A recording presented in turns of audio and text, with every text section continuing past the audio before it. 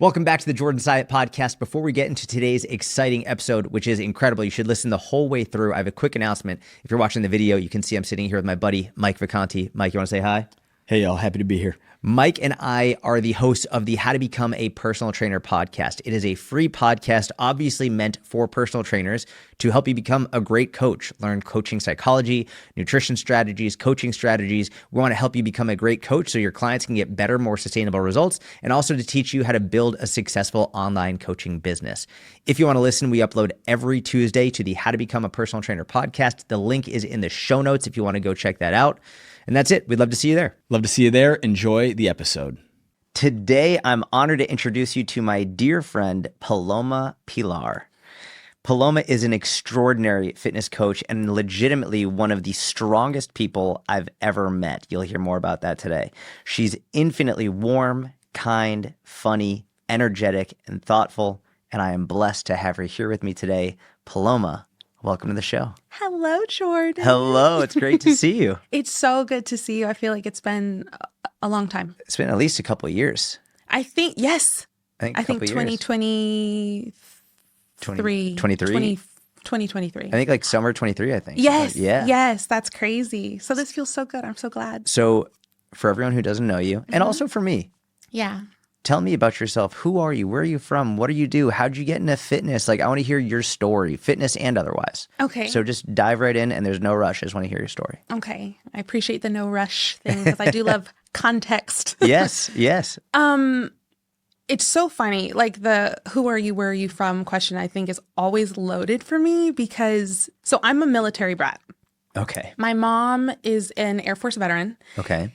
And so where I'm from is very, it's circumstantial, right? Yeah. So I was born in Alaska, actually, which is always really funny. Anytime I say that, people are like, Alaska? I've never been to Alaska. I was like, I know.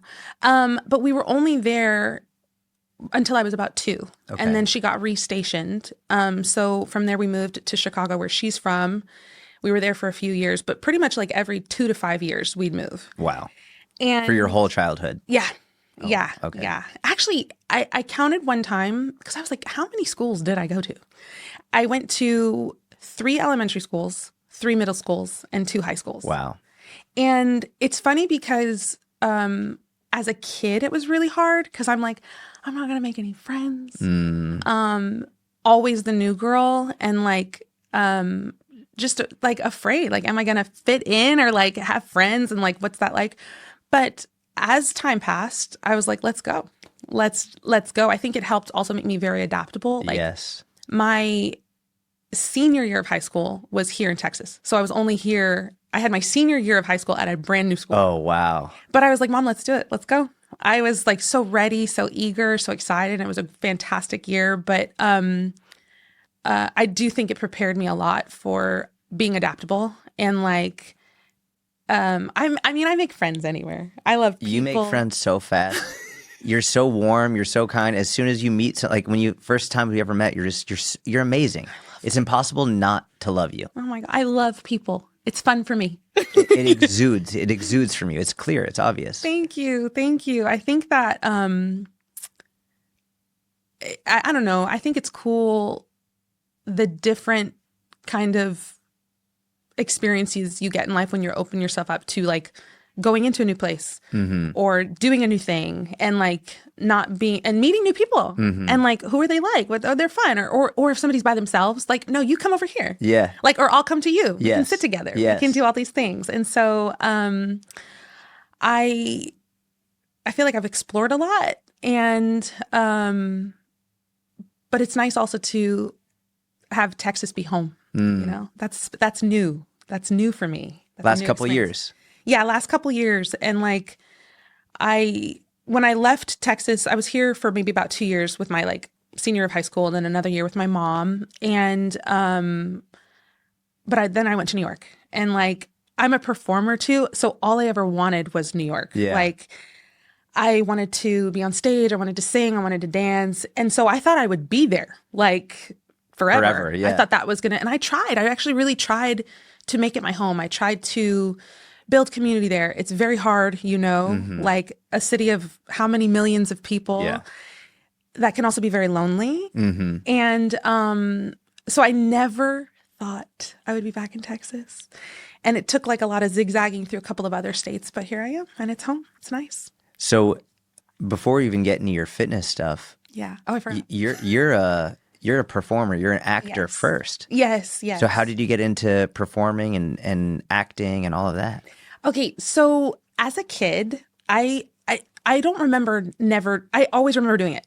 Like I can't remember not always wanting to just perform. And like, Did your mom put you in acting classes or a theater? Like how did that happen? I think I started with dance, actually. Okay. That was the one unfortunate thing about moving so much is sometimes I would move to a state and they didn't have a program anymore. Like, or the year I started violin that I was very excited about that, we moved and there was no orchestra. But yeah, so she always I have 2 older sisters. Okay. And I'm trying to think. So my mom, I saw her in a church play once, and we always have this little memory because it was like just so cute, this little move that she did.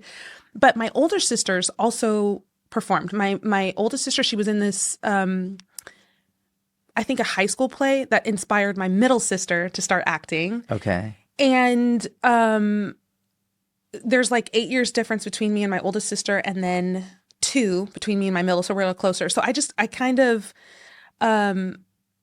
dabbled in everything. My mom did allow us to kind of experience all the things. Like my middle sister was in soccer and that was like her thing. My mom said, "Hey, come try it." I was like, "It's not my thing." I was like, I don't know what's going on. I can't do it. I'm tired. But I loved dance. Like the first class she ever put me in. Okay, you're going to laugh. I actually still have the outfit. No way. I looked at it actually when I moved a couple months ago. What kind of dance was it? It was like probably like jazz dance. Okay. So like sparkly pink glitters. Yeah, and yeah. like it was I think the first time I ever kind of took to something instinctually and I was good at it. Yeah. Which I didn't even think about this, but funny enough, so the very first recital that we ever had, I was in the center and I was like, I saw my mom out there. And then once the recital finished, you learn more routines. You do the next thing. And I couldn't get it. And I was like, I felt like I glitched. I don't know. Even I had to have been like in the single digits of age. Yeah. So at that age, I was like, oh my gosh, I'm behind. I'm like, why is everybody, am I stupid? Like, why am I slow? Because I just had this thing and I was like really, really awesome. Why am I no longer good at it right away? Yeah. And, my mom, like she really did allow us to kind of experience all these new things, but she also didn't force us to stay if we didn't want to. I think there's a time and a place to say, hey, like see something out, you know, that builds endurance, that builds resiliency. But, oh my gosh, I think I actually remember that's the first time I quit. Okay. I was like, I don't want to do it anymore because I just couldn't get it. You know? It wasn't because you didn't like it. It was because you felt stupid doing it. Yes. I felt like a slow learner. Mm-hmm. And it was also kind of hard because I think I was the only one in the class who couldn't get it. And I was like, okay, wow, no one else is struggling, you know? And so, but if I can kind of pinpoint, like, there's certain times, things in your life where you can kind of be like I remember the very first lie I ever heard. I remember that being the very first time I ever quit. And it kind of sticks with you because they say consistency, you build the habit. Like quitting can be a habit. Yeah. But I didn't give up on the arts. It was just like I just felt afraid because I wasn't initially good at it. Yeah. So I still performed like in school plays. I did like athletics as well. I did I ran, I don't know how because I don't like running. I don't know how I did that. But I was a sprinter in high school and juggling. What did you sprint? Okay, I loved the 55-meter dash. Okay. Because I like to go and be done. Yeah. I want to win and that's it. Okay. But I also did a 100-meter relay. My coach oh my gosh, it was my very first invitational. It was the worst experience that I've ever had in my entire life because it was doing the 400-meter relay, which is typically the last event of the day, but I didn't know that. So I didn't eat Jordan. No. And I'm like just kind of waiting. I don't know what happened. Anyway, I crashed. I hit a wall. you know that experience, like that. Of course, yeah. It's like, It's and devastating. it was devastating. And I was the first leg. And so I'm running and I just literally, I was like, why am I going in slow motion? Why can I not move? And then I had to go past the baton and we were so behind and I felt like I let my team down. I just went to the corner and cried. But that also kind of framed like, okay, well, how do I, even in my fitness life, like later on, like how do I nourish? How do I hydrate? What's the timing like? What choices do I make? Like how do I perform well? Because I don't want that to happen again, you know? So it's kind of like another little monumental thing. I love that. Yeah. So you moved to New York and you decided to move there to be an actor. Is that correct? Yes. To be a performer? Yes. And what happened? Okay. So I moved and I went to go study at this school. It's called the Barrow Group Theater Conservatory. It's a 1 to 2 year program. My sister was already doing it. And I wanted to go there. So, okay, wait, let me backtrack. In high school, I had auditioned for this pretty like well-renowned conservatory in New York and I got in, but I decided not to go. Okay. I don't know, a lot of people were like, that's really stupid. Like, why did you not do that? But I don't know. I didn't have a good feeling about it. And I would like rather not spend money and waste money to like either get poor training or it's just like, I'll find it somewhere else, you know? So then my sister, who is also a performer, she does theater and film too. She was already in the city. Okay. And so she was studying at this place and I was like, okay, well, I can go there. I have to audition in person. And so I auditioned and I got in and I was like, okay, I need a job. So my second day walking in the city, walking around, I was like, I need to find, I was looking for a lifeguard position because a lifeguard was the only other job that I had ever had. And I was like, I have the cert, I paid for it. Let me go put it to good use. Like lifeguards in the city, you have to be in a gym and like you're paid pretty good given like, it's like higher than minimum wage. And I was like, okay, I need something.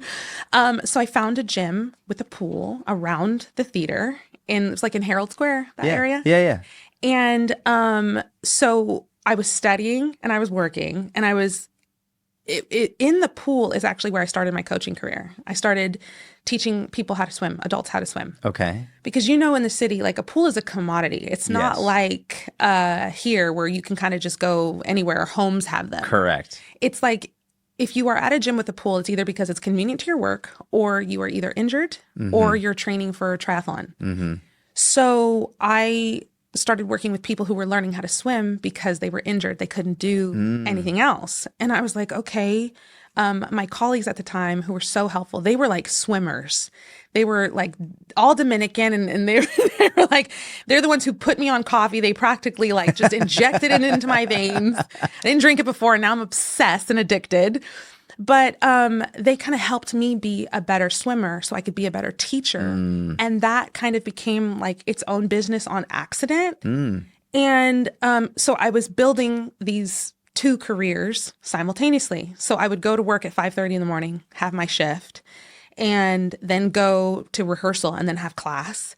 And because I feel like the thing about acting is in my opinion, it's a very noble profession at its root. Nowadays, maybe not so much in terms of the kind of stories that are told or like, it can just be a little bit more trash TV. And there's nothing wrong with that if you just need to have like a mind dump or whatever. But like true storytelling. Yeah, it's an art.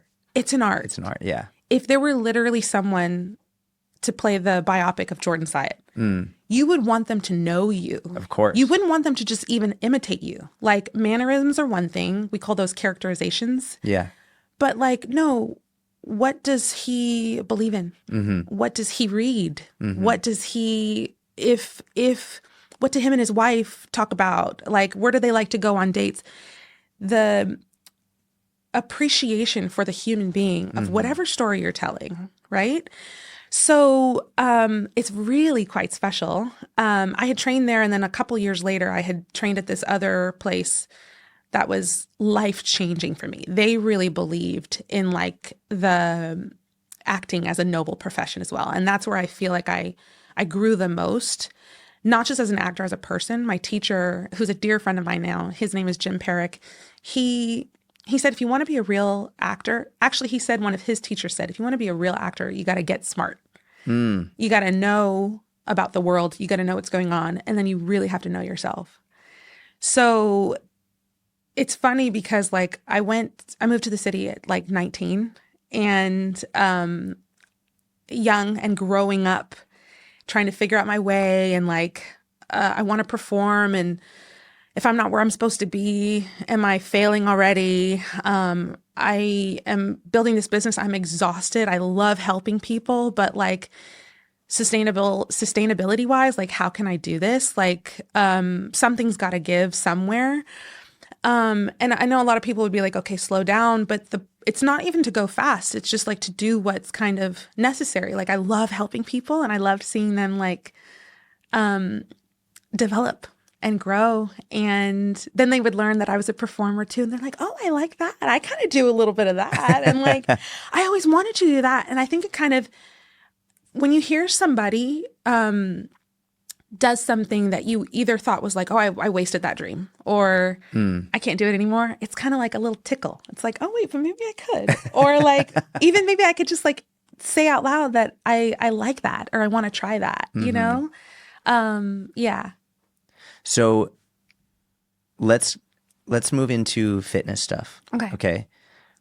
How did you first start getting into strength training and that whole world? Because as I said in the beginning, like you're wildly strong. It's actually scary how strong you are. And it's incredibly impressive, but I'm interested, like, where did it begin? It does make sense to me that you were the sprinter because you're so explosive and strong, but like, where did this begin in terms of fitness? I told you that my mom was in the Air Force. Yeah. So we at sometimes lived on base, and she would always have like her PT time. So she would bring me and my sisters to the gym. So I had exposure like at a young age. Exercise was just like part of what we do. It was never a punishment. It was never like, it's like, oh, hey, we're doing this as a family too. That's how I even became accustomed to the sauna and like stretching. My mom was really like just adamant about like, take care of yourself, you know? I love that. It's great. And so I always had that in, but I don't think I ever really liked strength training. I'm like, really? Yeah, it's so funny. I know that a lot of people are like, oh, you must love it. I love the way that I feel. I love the way that it supports my body. I love the way that it gives me a fantastic quality of life. But inherently, I don't think that I'm like, I was drawn. Actually, my friend in 8th grade, she told me she wanted to be a personal trainer. And I said, no, absolutely not. You go ahead. Go ahead. I don't want to do, I want to teach people how to exercise. And so it's so funny that I do this professionally. But when I had gotten my job as a lifeguard, I also loved that it came with the gym membership because I wanted to be healthy. I didn't know what to do. I would call myself like gym stupid. I was at the gym once. My sister came to work out, and there was like this like tricep machine, and I was like doing this. And one of the trainers left his session to come around to like flip the handle. He's like, it's like this. You're using it upside down? I don't even know. Couldn't tell you. I was doing it wrong. But I started studying to be a personal trainer so I could learn how to train myself because I couldn't afford one. So I was like, if I can start doing this, and like I had switched gyms, and the fitness manager loved, I had a high clientele. It was, and I'm grateful for it. I never had to fight for clients.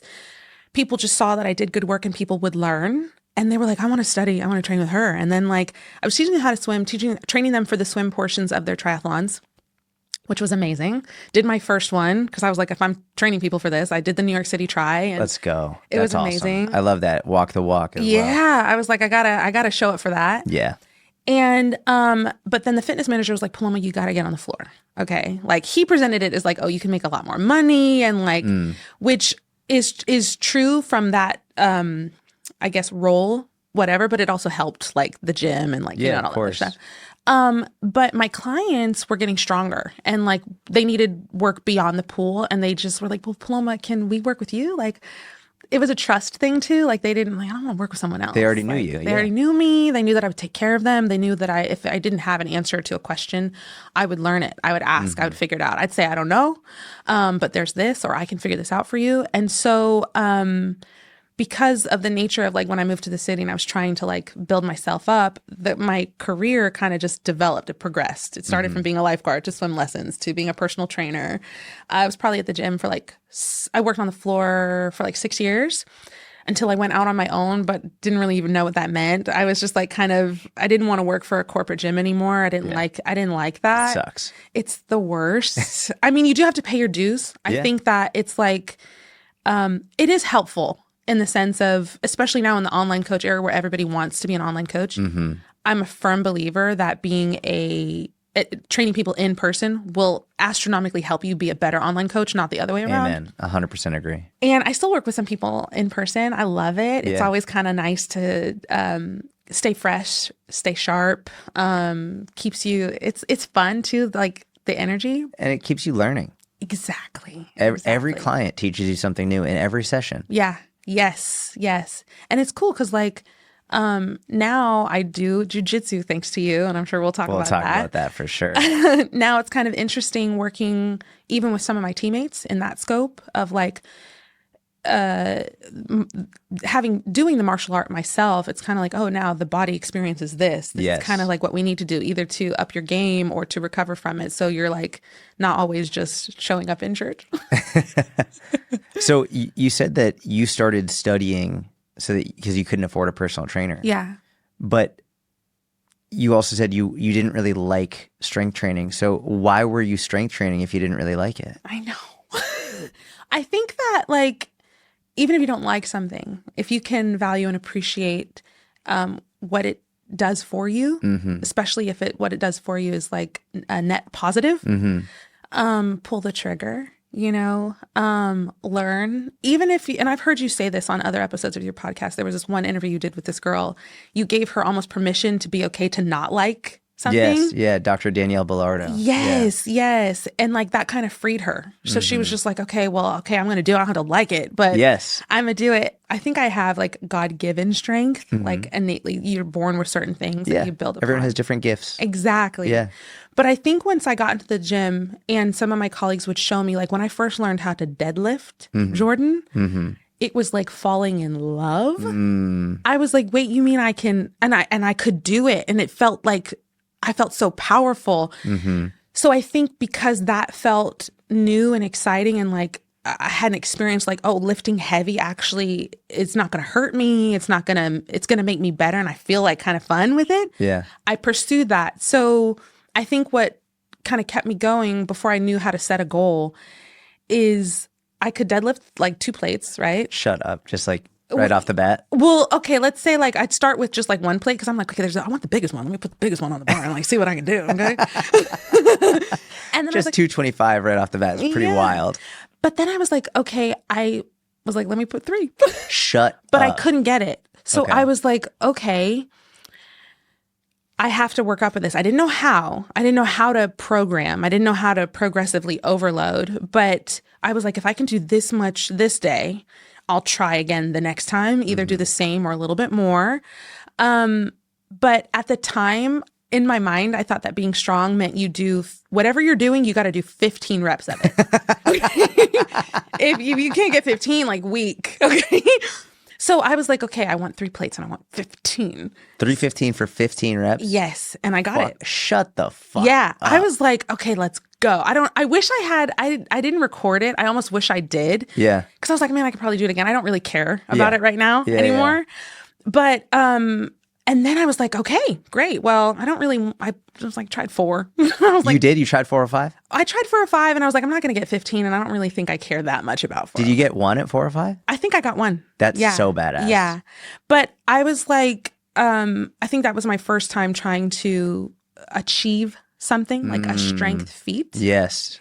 And it was just so fun for me. But then I was kind of like, oh, what do I do next? What do I do now? Yeah. Like I did it, kind of like any goal. Like, what do you do once it's done? Like, it can be depressing once you reach a goal. Yeah. Yes. I think the first time you hit a really big goal, for me, it's in fitness, but like you have this goal and you're working so hard and you just keep thinking about it. And then once you hit it and you're like, fuck, now what do I do? Yeah. That's the first time that I realized it's like, oh, that's really, the fun is in the journey. Yes. The fun is in the process. Yes. And that's like where I am right now with my split stuff, where which I love. I'm always like, I'm thinking about the end goal where I'll have my girls on my legs and I'm doing the splits on the chairs. But even during the training days that are difficult and not necessarily as fun, I can now, in retrospect, be like, okay, this moment, Yes. this is that journey. Like this is the fun part where you don't have that until you have that first experience of achievement. Yes, absolutely. And I think that, I think everybody kind of needs it. Like, Yes, 100%. need the experience, of even to like, okay, because even I know I said I don't really like exercise, but a lot of people don't like fitness. Yeah. But it does have a strong parallel to a personal goal, like a life endeavor. Because like, can you dream big? Can you pursue it? Do you have the courage to start?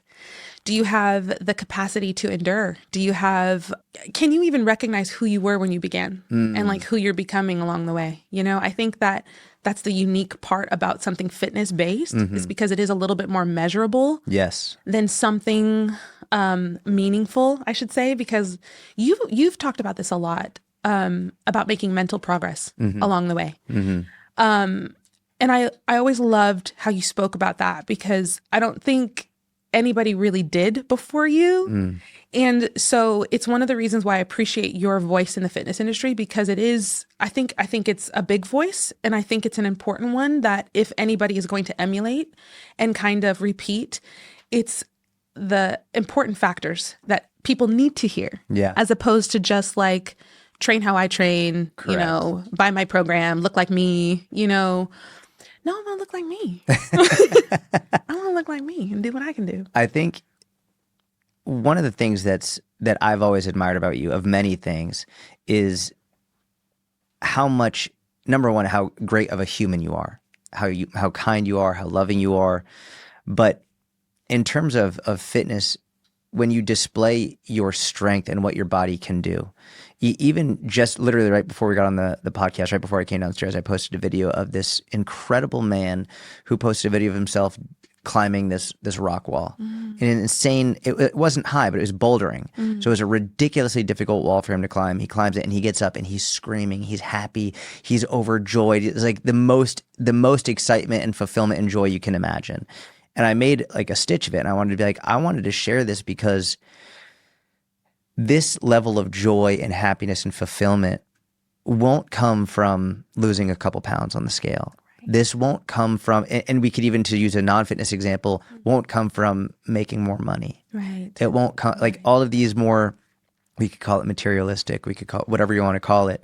And not to say there's anything wrong with those goals, but I think we should be objectively honest and aware of there might be better goals. Yeah. Right? And saying like, okay, if you want to lose weight, great, especially for your health and for your life and performance, amazing. But also, I've loved how you've set performance-based goals for yourself that allow you to not only see, but be proud of what your body can do. Yeah. And I think it's a great example for many people. And I think that it's a fact.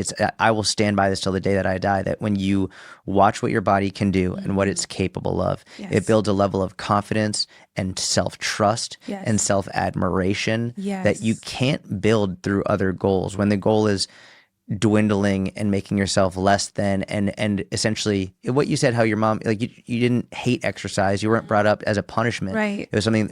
Having that instilled within you can only be accomplished through seeing what your body can do. Yeah. And I've always admired that about you, because you're always chasing what can your body do better? How can you not only treat your body better, but what can you push your body to do? Yes. It's amazing. It is amazing. And I think that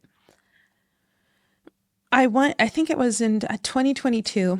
2022 is when I actually achieved this specific goal that I'll share. 2021 is when I started training for it. So there was this event. It's a challenge. It's called the Iron Maiden and the Beast Tamer. Yes. It's an Iron Maiden for women, a Beast Tamer for men. It's the same 3 lifts, but just with different weight.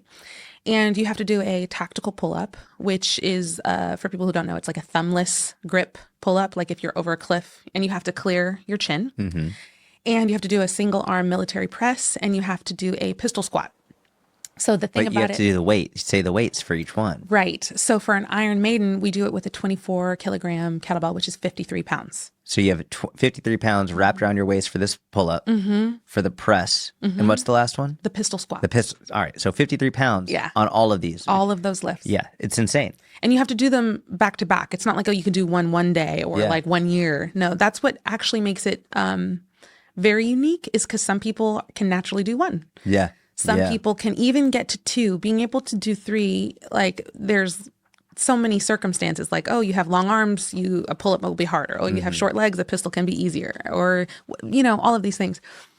But in 2021, I was looking back on like my goals journals, and I was like, when did I decide I wanted to do that? I wanted to go for the Iron Maiden because I was like in a transitional phase of my life. I had left the city in 2017, 2018, which the catalyst for that was a breakup. But it was also like I left what was like 2 careers, and I needed time to kind of recalibrate things. And I got to a pretty low point where I was like, okay, but this is okay. I can start from the ground up, build even better. But I needed to believe in myself. I needed to reach for something that I had never done before. So I have the 315 for 15, natural lower body strength. Obviously, you still have to have build on it. And I have pretty good mobility. I could do pistol squats, and I wasn't afraid of that. The press, I'm like, okay, now I think I can grind this out. Now I can like pop it out. It's easy, but It's crazy. it's like my warm up, But the pull up terrified me. Really? Terrified me, because I was like, I would joke like, oh my God, as a kid, I have no upper body strength. I'm just like over here trying to do a push up, like it hurts, And I remember actually in school, did you guys have like a presidential? Test. Yeah, the test. Yeah. And so the chin up, the pull up, I couldn't get it. And I was so sad about it. I went home and I told my mom, I said, Mom, I can't do it. I can't get up there. And she's so great. Like, she's like, yeah, you can. And like, let's just go work on some technique. Let's go work on the breathing. So she took me to the gym on base, and I'll never forget this. She said, here's how you want to breathe. And I went to the bar, and she wasn't holding me. And Jordan, I swear it was like a miraculous moment. I breathed how she said, and I flew up to that bar. And I was like, and then I got down and I was like, Mom, did you see that? She goes, I could not believe it, because and it felt oddly effortless. Like I didn't have to struggle. There was literally not even a little bit of support. It was a blessing. Thank you, God, because it gave me a little bit of hope of what I could do. But from then on, I couldn't get it again. I was like, okay, now I guess I'm still afraid of the test, and I couldn't do it. And I don't like to not win. It's fine. But pull-ups kind of always, actually, they still intimidate me. Which also surprises a lot of people because of what I have achieved. But sometimes I look at the bar and I'm like, I can't get up there today. I don't think I'm going to make it.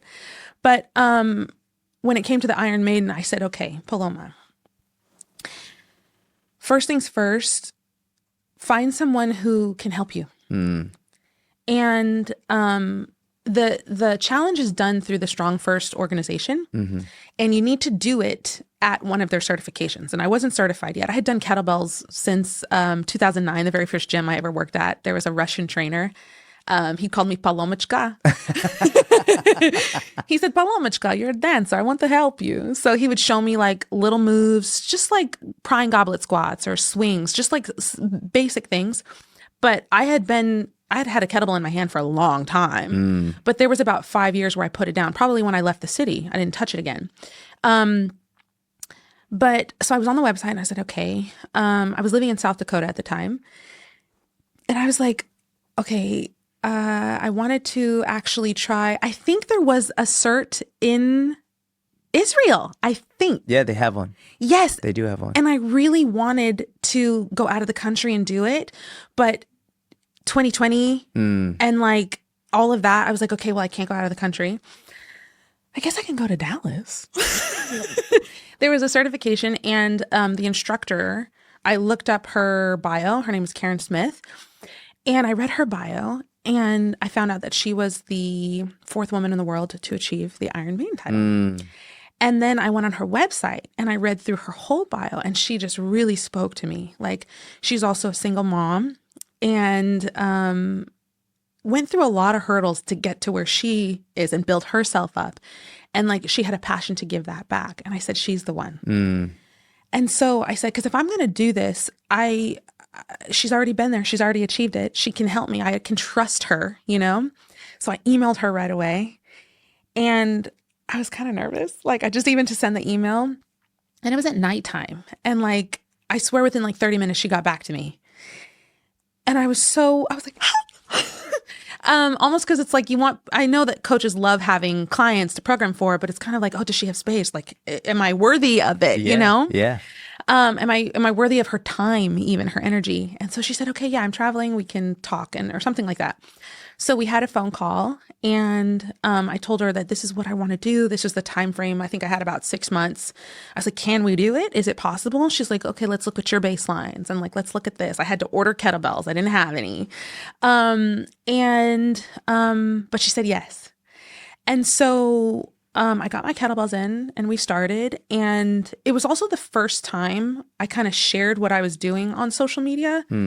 Not even with like, I would use a lot more of my stories to show people my training because I would have to train at like 11 p.m. at the end of the day by myself. I had a little dolly cart. I'd bring my bells down. I had a gym in my apartment building, thank God. And I'd go do my thing. And I said, okay, Paloma, you have the help. You have the program. Now just have some fun.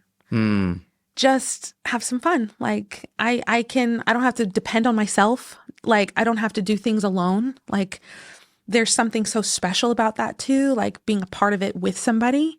And like, cause she believed in me too. There were days where we'd have coaching calls and I said, Karen, I don't have it today. I'm like, I feel so weak today. And I'd show up like this and she'd stop and she'd say, Paloma, you have it. You're strong. You can do it, you know? And so my very first attempt was the cert, and I think maybe in that December here in Dallas. And it's done on the very first day. You have the first half of the day and then it's done on the lunch break.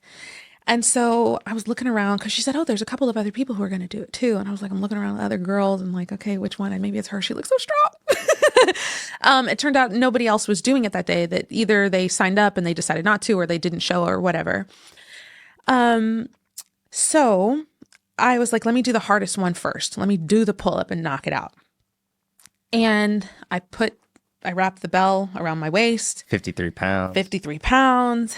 And I go to pull and everybody's there. People are like, oh, you're going to be so nervous with like people watching. I was like, no, I don't have a problem with that. I'm a performer. I'm a performer. Like, this is okay. But I go to pull and I get this far. No. And I am like devastated because I didn't know that I would have a second chance. But at that point, I was like, I don't have it. You know, it's kind of like you can make a mental decision. Yeah. And I was like so emotional because I thought I was going to I thought if I missed it at once, you can't even do the other 2 events. Yeah. Right. So I was like, okay, let me shake it off. Let me go get this press and let me go get this pistol and just like remind myself a little bit about what I've got, what I've built and what I can do. And so I pressed it like effortlessly. I did the pistol. I'm a dancer too. So I like extend my leg out and I can point my toe. It's very clean. I like clean lifts. I have looks pretty. It looks pretty. I like a little pretty look, Jordan. I guess it's not impressive to me. And I don't say that to be like, to be like whatever, but especially after the pistol, everybody was like, because I don't think they thought when I went down, I kind of paused, you're not coming back up. Right. They're like, and I'm like, no, this is okay. But when it came back to go get the bell around my waist, I already felt it. I had already kind of felt it inside that like, I don't have it. And when you make that choice, it's kind of like, it's done. It's done. But I do remember one of the other instructors, because there was a dual cert and I hadn't met him. I didn't know him at the time and he didn't know me. But he saw me do my first lift and he he said right before I left, he said, Paloma, take a deep breath, because he knew I had it. He knew my not getting the lift was not a strength thing whatsoever. He's like, take a deep breath. And I got up there and I pulled to like, it was probably about a foot now. And I just like, the bar was here and I held it. I was like, oh, trying. I was probably there for like, it felt like an eternity, probably like 10 seconds. And then I dropped down and I didn't get it. I did not earn my Iron Maiden title. And I was like, I wasn't destroyed. I was sad, but I was also there for the rest of the weekend and there with my coach, who was so supportive of me. And she said, don't worry, we're not done. We're not done until you get this. And I think that's also a big testament on who you work with. Like, do they want for you what you want for yourself? Either it's got to be just as much, But so that was in December, and there was like, I was in South Dakota, which has the worst winters. It's like winter 6 months out of the year. And we had taken a little bit of a break from programming and training. And I was like, not well. I felt like I lost so much strength. Also, in that environment, it's very hard to walk. Like, it's very hard to get outside. And I just didn't feel healthy. I didn't feel rested. I was like already trying to build myself in other ways and using this as a parallel. Like, Paloma, if you can do this, you can do anything. And then I failed that. And I'm like, I'm not going to quit. I know I talked about quitting earlier. But I was like, I'm not going to quit. This is what I've decided to see through. But then I was just kind of like either repeating some of the programs that she had given me or just kind of like maintaining what I could. And then I said, okay, here's what I need to feel. I need to feel myself over that bar. So I had one of those pull-up bars like in the doorway. Yeah, love those. And I said, I know this isn't going to count, but I just need to show myself that I can do it. So I did an underhand grip and I pulled myself up there, Jordan, and I got it. With the 53? With the 53. Oh, let's go. And I said, okay. And I shared it to my stories and I tagged her. I said, Karen, I know that this isn't going to count, but this is progress because I just needed to get over the mental barrier of I can't, because I can. So then we started training. I got back on another program and had some more highs and lows and blah, blah, blah. The next cert I went to was the summer of the following year. So I tried in December of 21, went for it again in June of 22. Okay. And I was like, I'm a very emotional person. I'm very sensitive, Jordan. I cry. I weep. It's love. It's love. But I remember a couple of the other people it was a different certification. It was the bodyweight one, not the kettlebell one. So a couple of the other people were back and everybody was rooting for me. That's awesome. Everybody wanted it for me so bad, which was so special because I feel like even in my performing career, it was hard to feel like support. Yeah. While I was building it, it was hard to feel like, or people would see me happy, and especially in New York, like it's very funny. It's cutthroat in New York. They'd see my joy and they'd be like, I give it a year.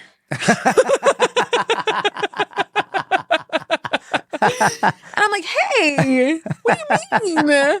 And so the next year I'm like, still here and it's still real. And it's like, I'll give you 20. Okay.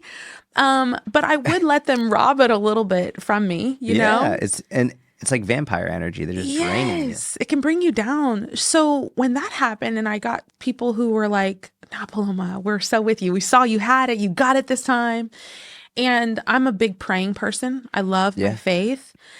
And so there was this book I was reading. It was called You're Worth It. At the time, I don't remember the author. It was really beautiful. And I remember there was something, and it was on the 53rd page. Okay. And I was like, okay, 53, that's the weight of the bell that we're going to wrap around my waist. I love that. And for like to warm up for it, I was like, I don't need to put anything heavy. You know what I just need? I'm going to get a band.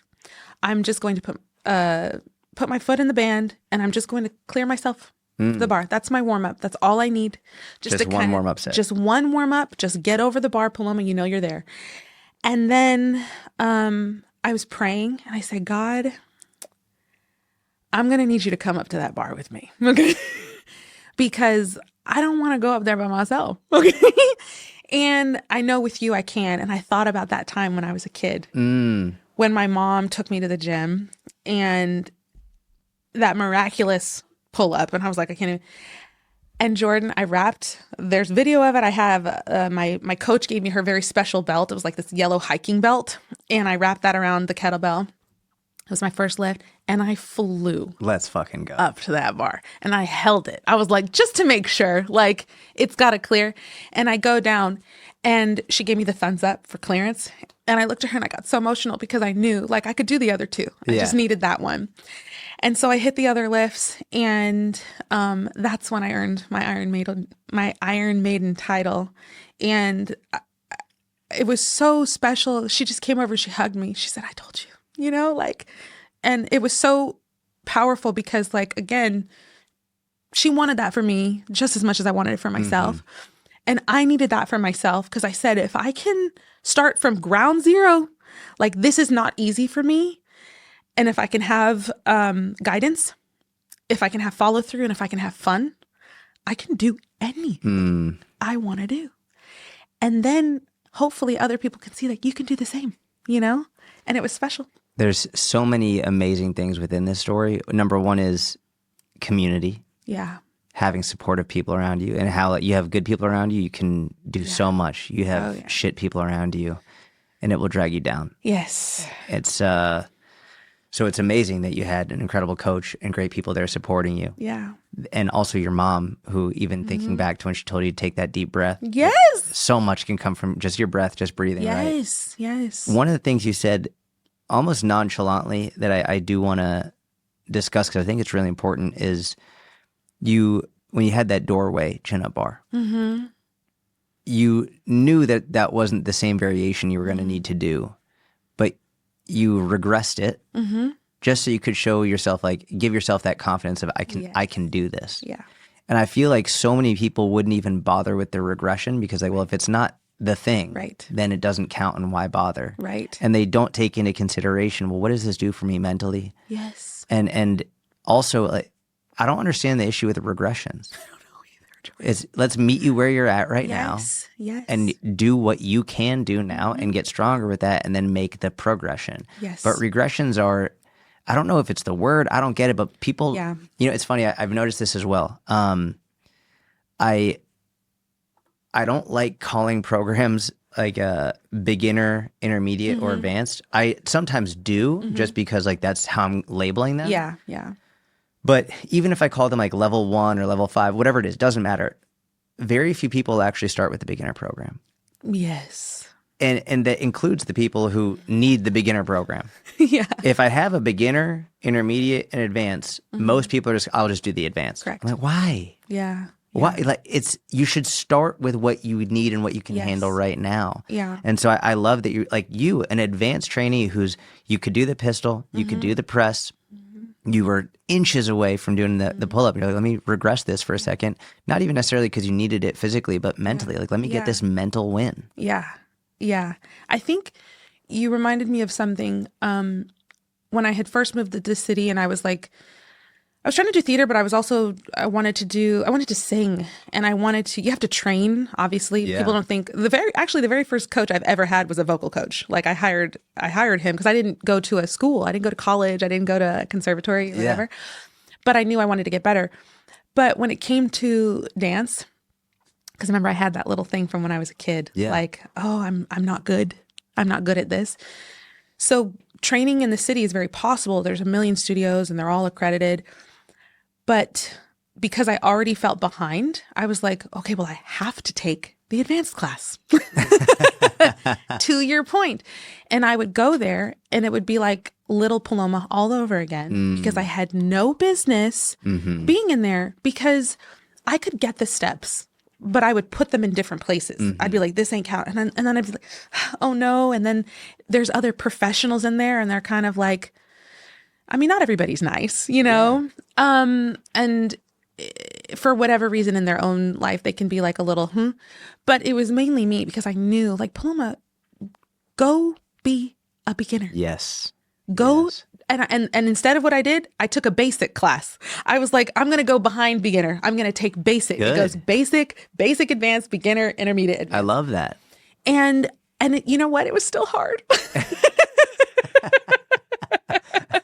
Because you think like, okay, this is easy. No, because, it's really funny. Dancing comes natural, but the learning component, and I think this is where people skip steps. They skip what it actually means to be a learner, to understand what kind of a learner you are. And so I needed to learn how to pick up choreography, how to practice that, like how to retain it. And that was very hard for me. And so I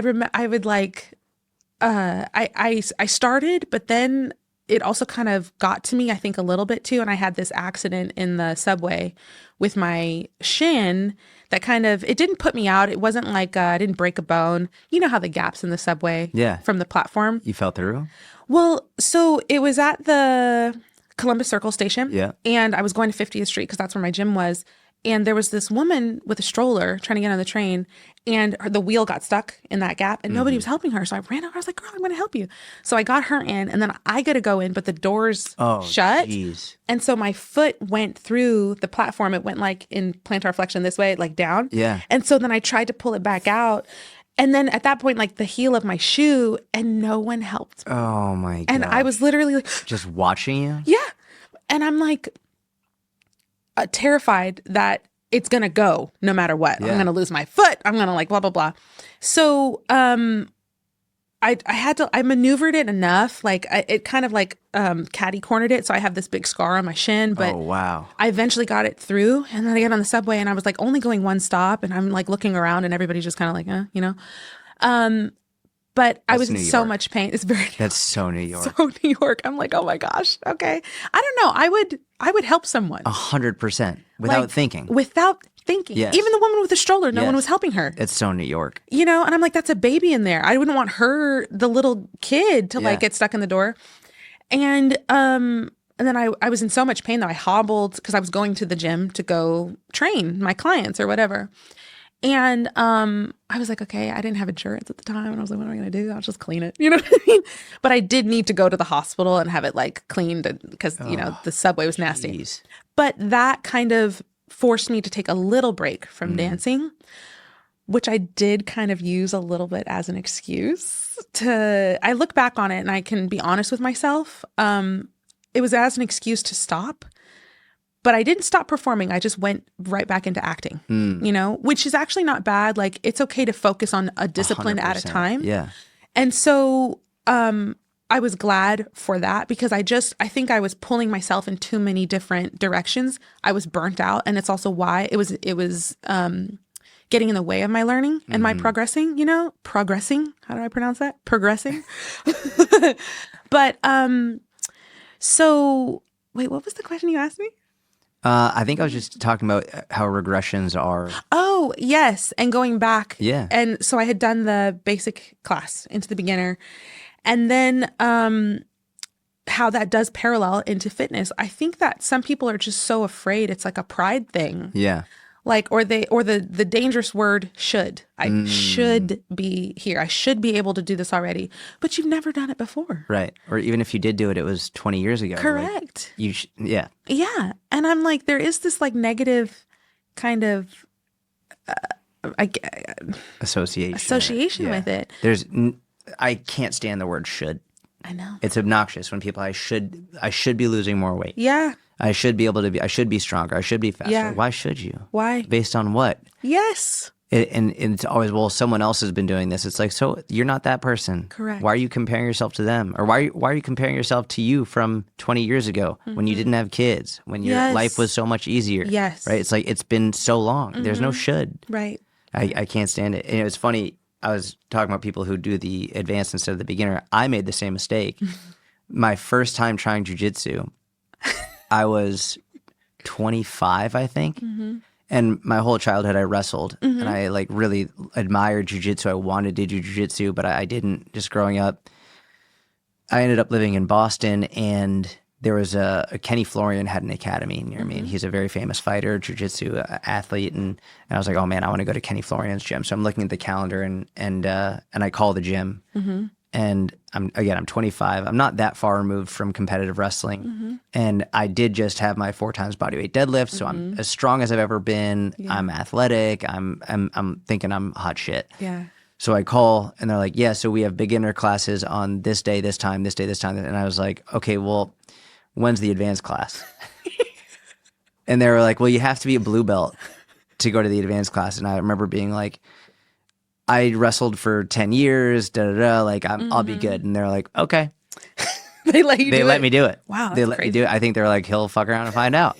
And I fucked around and found out. And I went, and I had a blue belt who got me in probably to date the tightest guillotine I've ever been in, destroyed my neck, and I didn't go back. Yeah. Because I went too fast. Yes. For what I was capable of handling. Yes. And I was embarrassed at the idea of being a beginner. Yeah. Yes. I think people shoot themselves in the foot. Yeah. Because God forbid you're a beginner for a little while. Yeah. And God forbid, like, somebody who is younger than you is more advanced. Yeah.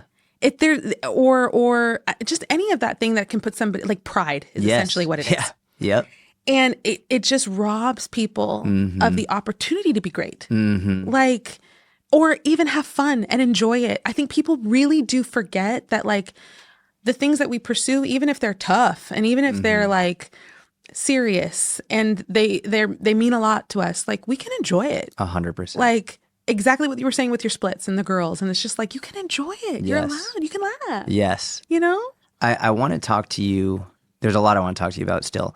I do want to get into jiu-jitsu with you. Yeah. I was going to save it for later, but I want to talk to you about it now. Okay. It was really wonderful because the first time you experienced jiu-jitsu, you came to Alex Martin's gym. Shout out Alex Martin's, Dallas. Incredible jiu-jitsu. If you're in Dallas, go to Alex Martin's. And you came that first time. I would love to hear about, from your perspective, what that first time in jiu-jitsu is like, and then why you decided to try it, and what that first experience was like. And now that you're about 2 years in, going through, you're competing, you're consistent. Are you a blue belt yet? Yeah, I got my blue belt last month. Let's fucking go. Yeah. Congrats. Thank you. Like 95% of people who start don't get their blue belt. So the fact that you got your blue belt is a huge accomplishment. Thank you. So talk to me about jiu-jitsu. I just want to hear it. And also, I would also like, from the perspective of, as a woman. Yes. I think everyone should do it, men and women. Yeah. If I were a dictator of the world, I would make it mandatory for everyone in schools. Yes. But like, I think it's historically been male dominated. Yes. Which is fine. Yeah. But I want more women to do it. Yeah. I think it's incredibly important for them. So you, as a strong woman, I want to hear your perspective as well. Okay. So before I had met with you for that session, I saw that when you had started your jiu-jitsu journey in New York. Yeah. And even you were there then, from the beginning. You saw it from the start. Yeah. Yes. And I remember you even saying then, every woman should have some basic knowledge of self-defense. And for whatever, God, you hopefully never have to use it. Amen. But if you do, you have it. It's like, and I always, I say that still now, but I didn't do anything about it right away. It's like, okay, that's true. But, you know, so fast forward to a couple of years, you and I are both now living in Texas. And so I have a little dog and I take her out. I would bring her to parks, and I had driven her to this park that was nearby my apartment at the time. And there was like this guy. It was not a big park. It was like a community. It was like literally in a cul-de-sac. Yeah. Right. But it was open to the public. So there is this guy who was on the other side, but was like acting really crazy, which I'm not unfamiliar with, having been in New York. But it is different when you're like completely by yourself and you have a little dog. And I am a female, so there is like a vulnerability already. But my dog is also small. That's an extra vulnerability. And I could just hear him starting to just like grow in his mania or whatever. And I was like, okay, we gotta go. Like, I parked really close to where we were walking, but that also made me nervous too, because I'm like, I don't want him to see what car I drive or like where, he wasn't in a vehicle, but I think about that long term, like, oh, if they follow you or whatever.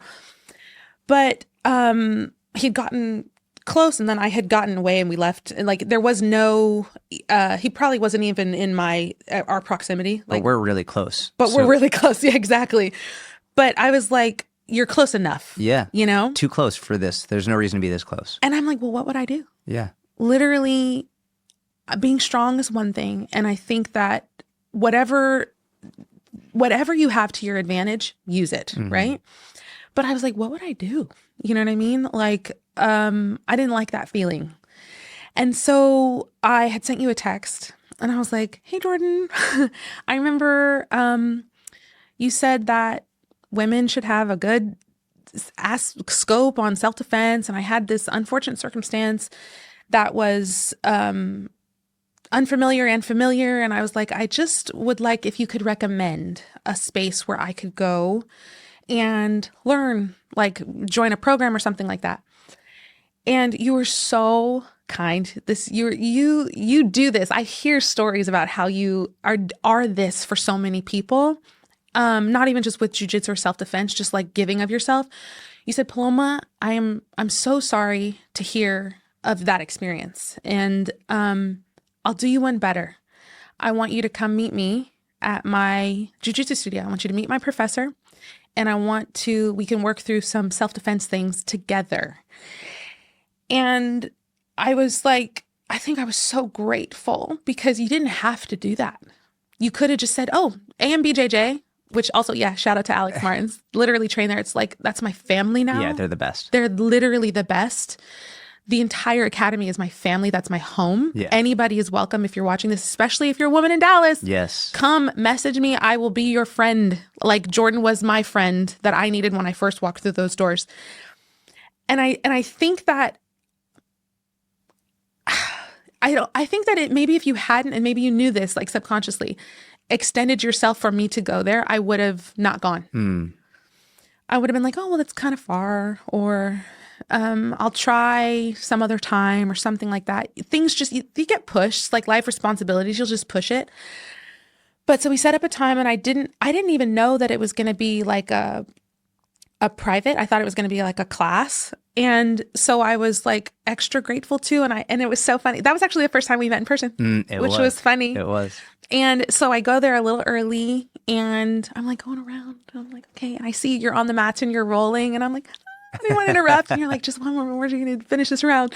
And that was really cool also to see you in your element because it had, especially when you first started and like, I know it's special to you still, but there was like, yeah, it was different, it was different. Yeah. And, so I was nervous, but not to try something new inherently, not to learn. I think the biggest thing that almost like is a theme of our conversations on like being a beginner, whatever. I love learning. I'm obsessed. I'm like learning is a superpower. So that excited me. I think I was nervous because, and I was very emotional because of the situation, of course, and, so we go on the mats and Alex is there. Alex is our professor and like, he's amazing. And he had an assistant and then there was you. And he started talking and I was listening, but I was like very much like in my feelings. And then I just remember, and I was so focused on him because he was obviously talking, but you saw me having a hard time and you said, okay, hey, wait a minute. You just stopped everything. And you said, Paloma, it's okay to cry. Like, and you embraced me. You gave me the biggest hug and you said, it's okay. Like everything you're feeling, I've been emotional standing on these mats too. Like, and you were just so, that warmth that you mentioned from me earlier, you were that. And, it allowed, so you guys let me cry probably for like the first 15 minutes, but, that allowed me to not be afraid of, just to not be afraid, you know? And so it was cool because jiu-jitsu itself is like a whole skill, but as a preliminary, you do start with self-defense. And so we went through a lot of things, like even in using your powerful voice and just like little tactics, which I thought was very small but significant, right? Like you have so much more control. And then even kind of getting into certain, for people who don't do jiu-jitsu, there's a position called close guard. Yeah. Right. So it's essentially where you're on your back and somebody whoever is on top, your legs are wrapped around them. Now, what was really cool was in any other circumstance, you would not think that you're in a dominant position. So when I learned, I'm like, wait a minute, I'm in a position of control right now. That blew my mind. And it's very important for women because like, heaven forbid you're ever in such a circumstance, you know how to get out of it. You are in control.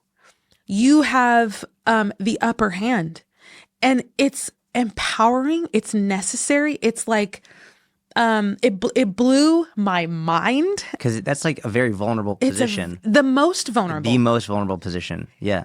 Maybe mount. Maybe mount's a little worse. But you know what's funny about that closed guard is it's just mount upside down. Upside down. Yes. Yeah. Yes. Yeah. And like, so I think that I signed up that day and I was really excited.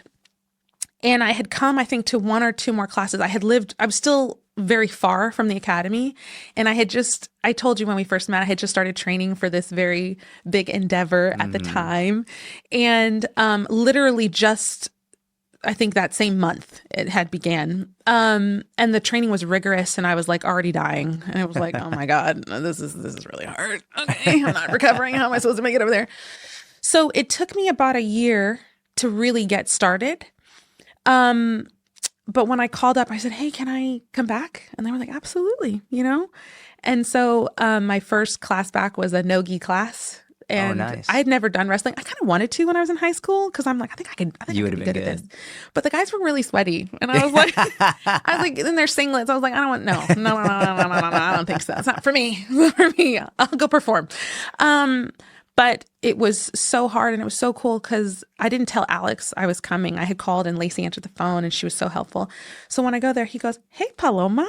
Like he remembered me. Oh, that's awesome. After a year. And it was so sweet because like, it's not just another, I think that's also what makes jiu-jitsu special. Well, depending on the academy and depending on the community, like with anything, but you're not a stranger. People really do care about you there and they care that you learn the skills that can help you and also have a new experience. It's a whole different physical experience. Like strength. Okay.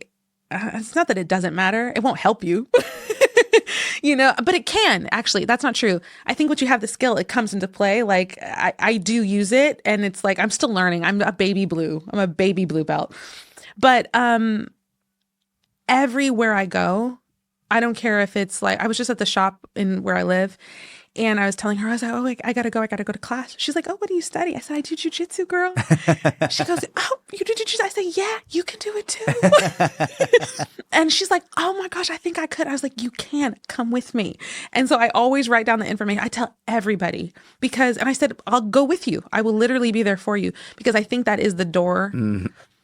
Susan was on here talking about this too, how she was saying how like she does wish it could be a little bit more, maybe available isn't the right word. Maybe even welcoming is not the right word. I think it is welcoming, but I think women are just like standoffish about it. Sense. It does. It's super vulnerable. It is. And I think that one of the great things about what we're seeing with jiu-jitsu as more and more women get involved is now more academies are offering like women's only classes and they're becoming more aware of like, hey, we need to do what we need to do to make sure that women feel safe and comfortable. I will say, I think for the first 2 years of me doing jiu-jitsu, even after 10 years of wrestling, like there wasn't a single time I went in there that I wasn't nervous. Yeah. For the first 2 years I walked in those doors, I was fucking nervous every single time. So you have to understand there's going to be a level of fear no matter man or woman, no matter what you do. If you're not scared, you're about to get fucked up. Like it's bad. But to your point about strength, getting stronger in the gym is incredible, obviously for physical health benefits, mental health benefits, emotional health, all of it. It's amazing. I think unfortunately people get this false sense of security because they get strong. Yes, I agree. And in jiu-jitsu, if you have two people of equal skill, but one is stronger, the stronger one will likely win. Yeah. But the great part for women is most men are not skilled in fighting. Yes. They think they are. Yeah. They think that they are. It's Yeah. You ask most men, oh yeah, I see red, dude. Like it's going to go down.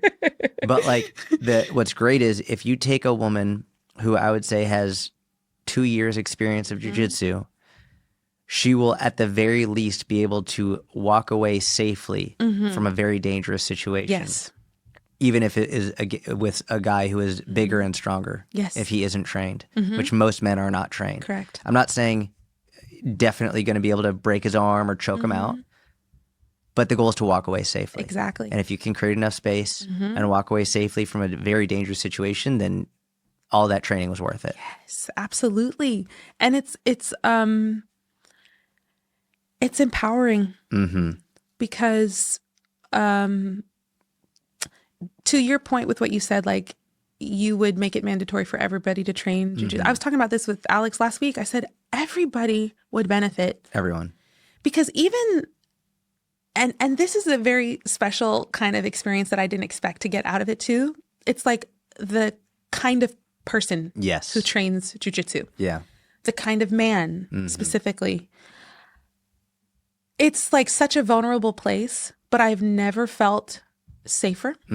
I've never felt more respected, more cared for. Like they're going to look out for you. They're like, yes, they want you to learn, but, and even I said this to Alex once, there was one class where, I think it was a nighttime, it was a no-gi class. So we didn't have our belts or anything like that, but there was a new kid and he's like, okay, hey, he wanted to roll. And I was like, that's totally fine. And without even me needing to ask, Alex was right there because he was a new white belt. And kind of big and strong. He knew like I had the skill and I could handle it. But just in case, if he was just trying to like prove or whatever, Alex was right there. That's awesome. Like just as like even as an example. Yeah. Like take care of your training partner, but also that's a woman. You know what I mean?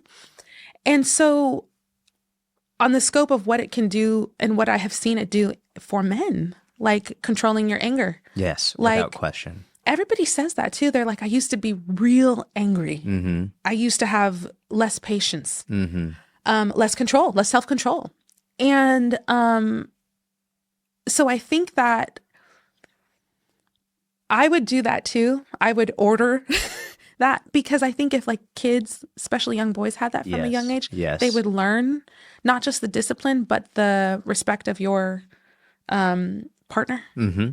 And that was new for me. That was really special. I'm like, I feel so protected and so empowered all at once, you know? And these are good people. These are good men. You know them. They're like good men, good husbands, good fathers, like good friends, you know? Yeah. It's really cool. You know, it's funny. I'm going to make an analogy here where one of the safest places that I ever feel like where I feel like the most safe is actually when I go to a gun range, which is funny because people who are like against guns, it's like that would be a really scary place to go. You're just surrounded by guns. But you know, everyone there, you'd have to be an idiot to try and go into a gun place and number one, try and shoot it up or do anything. Right. And everyone there is there to try and get better and to make sure everyone is safe and it's a very controlled environment. I feel like jiu-jitsu is the sort of the personification of that, where you have all these people who are training to get better. You'd have to be an idiot to go into a jiu-jitsu academy and try and hurt people. Yes. And everyone there is watching everyone's back and they're trying to make you comfortable. It's funny. It's sort of like a cult. Yeah. Once you do jiu-jitsu, you want everyone to do jiu-jitsu, please. But it's because it's done so much for you and for your life, and you see how much benefit it has. It's carried over. And I think if someone, for me, I want people to enjoy fitness and find fun, as you said. I want you to find fun. I think that jiu-jitsu could be an unexplored way for many people to find that fun with the added benefit of outrageous confidence and discipline and kindness. And in this social media world where people feel comfortable to say whatever they want to people online, I really don't see anyone in jiu-jitsu, at least like never mind the professional fighters who have to sell a fight. Yeah. But like the average everyday jiu-jitsu practitioner isn't talking shit on social media. They're very kind. They're very welcoming. They're very nice. So I love that you've gotten into it. I'm proud of you for getting your blue belt. That's amazing. You. Yes, thank you. And you're competing. I am competing. I actually just went to Pan. You went to Pans? I went to Pans. At blue belt? No, at white. Oh, how'd you do? So I got second. Shut up. You got second at Pans? This is one of the biggest tournaments in the world. Yeah, That's it's amazing. the second biggest one. But it's funny though. So I guess it's been a little over a year and a half since I started. But when I start something and I get excited, I go all in. Yeah. So that's a little twofold, and I'll probably break this up in like to two parts. One in the sense of like how I got and why I wanted to train and why I wanted to compete to get to Pans. That was my goal. I really wanted that at white, especially when I learned that white belts could compete. Like you can't do worlds at white. It's got to be blue or higher. But kind of like when we were talking about setting a performance goal, like for me, if I have something I'm training for, I will train, right? Iron Maiden, I have to train. Like I exercise again. I do like it, but sometimes I can get real caught up with work. Yeah. I can get so caught up in taking care of other people that I forget myself, or leave myself behind. And there's nothing noble about that. It's nothing honorable about that. So it's just the truth. Yeah. When you don't have a goal set in front of you, it's easy to let it go by the wayside. Yeah, I guess on other things. I'll do it tomorrow, or I'm walking enough. I'll, whatever. If I am I even walking enough? But, so when I started, I had gone back to jiu-jitsu. I had stopped training for that event. I had a very hard, life moment that it was so painful. It's one of the reasons why I had gone back to jiu-jitsu. I guess we should get into this. It's good because sometimes with anybody starting anything, it always takes like an abrupt need for change, But so a friend of mine who was one of my clients, she had It's okay. Take your time. She had taken her own life, and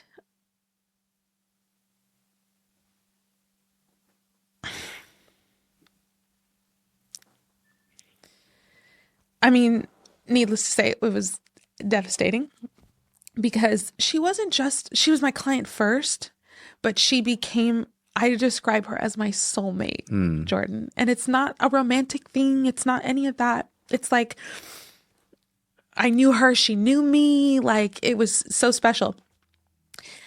And we were so close. Like I would train her. She lived in New York and I lived in Texas. I lived here and I trained her virtually, and we had such a good connection that like her friends thought I still lived in the city. They're like, oh yeah, I'm having my session with Paloma, and so it was out of nowhere. And so I trained her 3 times a week, but we would talk every day. So she was like very much a part of my life. When I had moved here, actually, when I left South Dakota, I went back to the city. I had surgery on my feet, and it was something I was always scared to do. I had like pain I never talked about in my toes, and it was a whole thing. Everybody was so surprised, like, what's going on? But I stayed with her.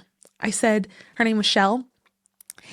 And I said, Shell, we're on the computer. I was like, hey, I think I'm going to do this, but it's going to require me to be off my feet for 3 weeks. Like, do you think I could stay with you? She goes, yes. And so I knew I didn't want to move back to the city, but that's where my surgeon was, my podiatrist, all that stuff was. And like, she completely transformed her living room for me. Oh. She had like these 2 couch. It was 2 sections of it, and she pushed them together, and she like cable tied them around so it wouldn't move. She called it my adult crib. She said, she'd tell everyone, she's like, if you really want to get healthy, here's what you do. You trap your personal trainer in the living room and you make it so she can't leave.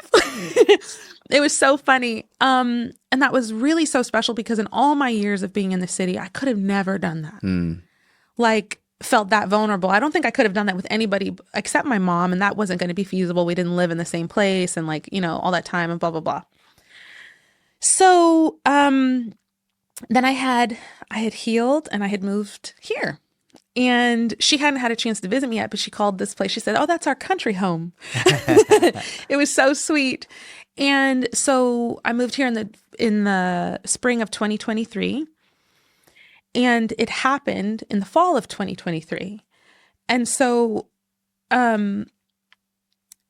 it was like a huge shock to my system because I had like talked to her the day before. And like we had a session and we were laughing. It was I knew she was struggling. Like I knew my soulmate, I knew the pains of her life. She knew the pains of mine, And but she was getting better. And this is what, I'm not an expert in any of this by any means, like either from her perspective or from a professional's perspective. And she was seeing professional, she had help, but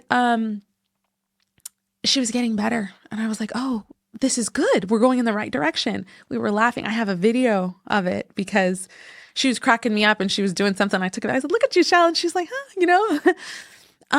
And so when I had found out a couple of days later, I couldn't believe it. I said, it kind of teaches you, it forces you to embrace the permanence of death. And I didn't understand it. And there was like a whole bunch of things around it. And I thought it was an accident at first. I didn't find out the root cause of it until a week later. And then it was like all over again. And grief is weird, Jordan. It's almost like inexplicable. It's like an inexplicable weight. And I had prayed about it. I said, "God, like, how do I describe it?" Because I believed I didn't need any help. I was like, I'll take care of it. I don't know who I could trust, like to, even as a professional, to kind of help me through it. I'm like, you don't understand. Like, you don't understand me. You don't understand her, and blah, blah. But I had this picture. It was like this visual for like 2.5 years. And it's just like up until right now, it's like I could see myself, I'm like treading water, which is exhausting. Treading water as someone who's an elite swimmer. I can swim very well. I can swim. Why am I treading? And it's like the vision I had of myself.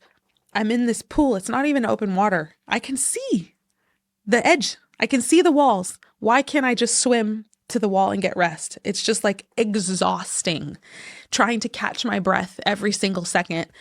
When am I going to lose it? You lose it to get a break. You got to come back up. There's no rest, So finally, I had gone to a mass at my church and I saw in the pamphlet that they did grief counseling. And it was just what I needed to see because I'm like, okay, these are people who understand my faith. They can help me in the depths of that. Like, that's what I need. And I was like, is this going to be possible? Like, what's the process? And it was, it's called the Stephen Ministry. And they match you with someone, they pray over it. It's very special, very intimate, and very confidential. Also, they're big on that. And so I had started that and I was nervous, but I knew it was necessary because I was just like not doing well, but trying. Like, I didn't want to feel that way. I don't want to be, it's not even just sad. It's like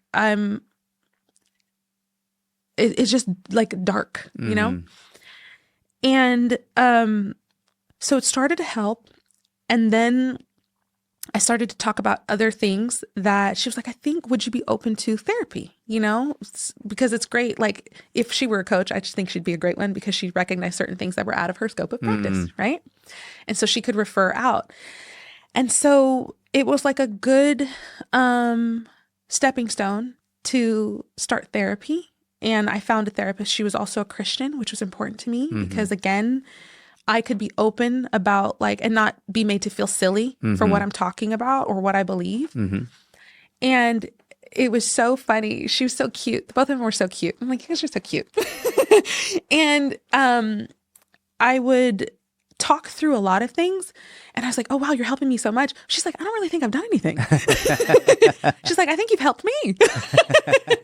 But because I could understand what was happening and process it. But if you're alone in here, that's the danger.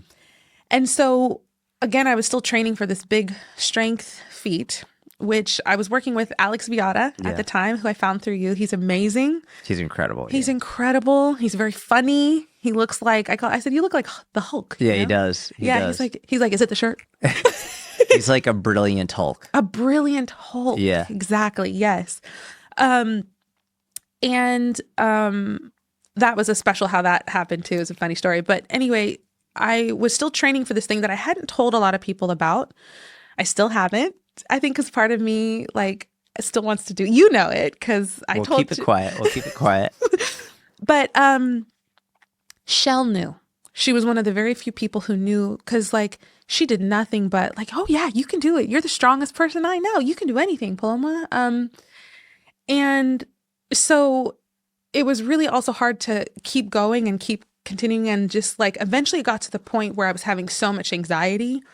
I would go to the gym and I'd just look around at people and I'd pause and like just be shaking because I was just going to break down. And it's weird. It's not like I was getting my oil changed and I had to have my glasses on because they're just pouring. The tears are just falling. And I'm having a conversation. It's like, I'm sorry that I can't stop this. I know I need my oil change. And she's like, are you okay? And I kind of explained, I think it was around the anniversary of something or, you know, but, when I would go to the gym to train, I said this to Alex, I'm like, it's weird. I go to pick up the weight and I feel like I'm going to drop it. It's like, it's not heavy.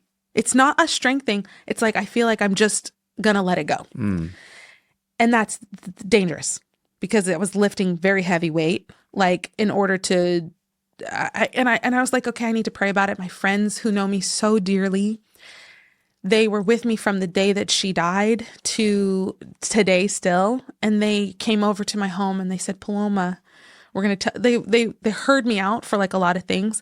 And then they said, we want you to consider what this is doing to you right now. Is it making you better? Is it making you worse? You know, what does putting it down look like?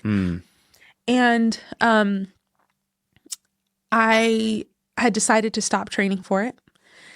And Alex was so understanding because I said, you know, I think with one of our first conversations, he said the same thing we're talking about. It's who you become along the way. And I said, it's no longer serving that in a positive way.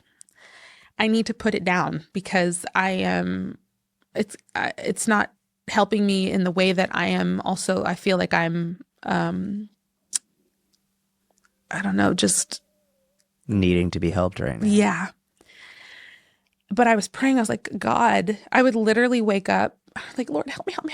Like, that's how bad it was because I needed something to do, you know? And if you pray, you can hear his voice. and I felt called to go back to Jiu-Jitsu. But it's funny. And I know it was like not for me because I would not have chosen it. I would not have chosen Jiu-Jitsu. It was far at the time. I would have preferred something artistic. Like I hadn't danced since my studio closed in COVID. At this point, it was like 3 going on 4 years. I was like, I just want to, maybe I'll take some salsa classes and like do that. And, you know, the thing about God answering your prayers for help is like, you have to do what he tells you, you know? And so that same day, that's when I called Lacey and I said, can I reinstate my membership? And she goes, absolutely. And I was like, can I come tomorrow? She goes, absolutely. And so with what you were saying, you said for those first 2 years, you were scared. I always have your voice in my head, Jordan. I don't think you know this, but I remember the thing. I remember you saying that. You're like, and I appreciated it too, coming from you as a man, being so honest and vulnerable about what you were afraid of. Like, I'm like, okay, if he can say he's afraid and like do it anyway, I can do that too, you know? So I would always want to be there. I would never want to go. I always went. And because I needed to get out of I work alone. I live alone. It's not a safe place when you're trying to heal from that. My sleep was horrible. I couldn't sleep. And I have not the greatest sleeping habits in general. I don't think you. Same. Yeah. I'm terrible with sleep. It's really, and I want to be a good sleeper, but again, it's just a matter of like responsibilities and doing the things. I'm always in pursuit of many things at once, and I want to do them well, including the service I provide. So it's not even just like I'm staying up freaking around. It's like I'm trying to operate. But especially during that time when I was like not operating well, it took me, I was like, this should probably take like maybe 30 minutes. And I just could not focus. But I'm still in front of my computer trying. So now I'm wasting time and it's not getting done. I have to do it at some point. I'm just pushing these deadlines. I'm not sleeping. It's like blah, blah, blah. So when it came to jiu-jitsu, the blessing of the BJJ Academy too is that there's classes every day, but also at multiple times of the day. So I always had, I can go. But I was like, Paloma, go. I used to be the queen of sabotage. So self-sabotage. So now I'm the queen of unself-sabotage. I'm like, I would talk myself into it before I could talk myself out of it and set myself up for great success. Like simple things, pack your bag beforehand. I would force myself to leave early. So if traffic got in the way, I couldn't use the excuse, oh, I can't make it. I'm going to be like however many late. I'm going to miss warm-ups and that's important for the rest of the stuff. And I just remember, and nobody knew, like in the middle of class, in the beginning, the middle, and the end, how can I leave? How can maybe I can get out of here? Because I needed it, but I was like antsy or just whatever. But that's the discipline that's true discipline. You have to do the things that care for yourself, that are uncomfortable, but in good community, coming back to that, people who wanted to see me do well, who loved that I was fun, and like they let me be myself and I'm quirky and all these things. And so part of competing came from, if I have a tournament, I will train, and just to kind of circle back to that. And so I competed, I think, after just a few months of doing it. And I went straight to IBJJF. Yeah. Because I just like, what are we doing? Do the best. Here? Just, you know what I mean? Just go to the top. Alex, I had taken a couple of privates with him and Lacey was there with me and Lacey's incredible. Lacey also leads our women's only class. Oh, that's awesome. She's Alex's wife. She's a black belt now. I don't know if you know, she got promoted. Yeah. She's amazing, like so skilled. I say that she looks like Aphrodite. She's so pretty. Yeah. Oh my gosh. I'm like, it's unsuspecting how lethal she is. Yes. Okay. But her too, like she leads the women's class. She was there for me. She showed up for me. So many of my teammates came. And again, that was also new for me in this, just in this new environment, And I lost my very first match, which was one and done. And it's one and done. It's one and done, which is great if you win. On the other side, it's great and then you're done. But everybody was proud of me still, but I had also felt like, oh, great, Paloma, you just totally, and it's not true, but like you've embarrassed the academy, like you've. Oh my gosh, no. I know, it's ridiculous, but I'm like, oh my gosh, I was like so excited, like or I let myself down, like I thought I was better, blah, blah, blah. But all the things, all the lies. But it also says like sometimes a goal can turn into like, it can almost turn into like an idol, like, right? Like I only matter if I win, I'm only good if I win.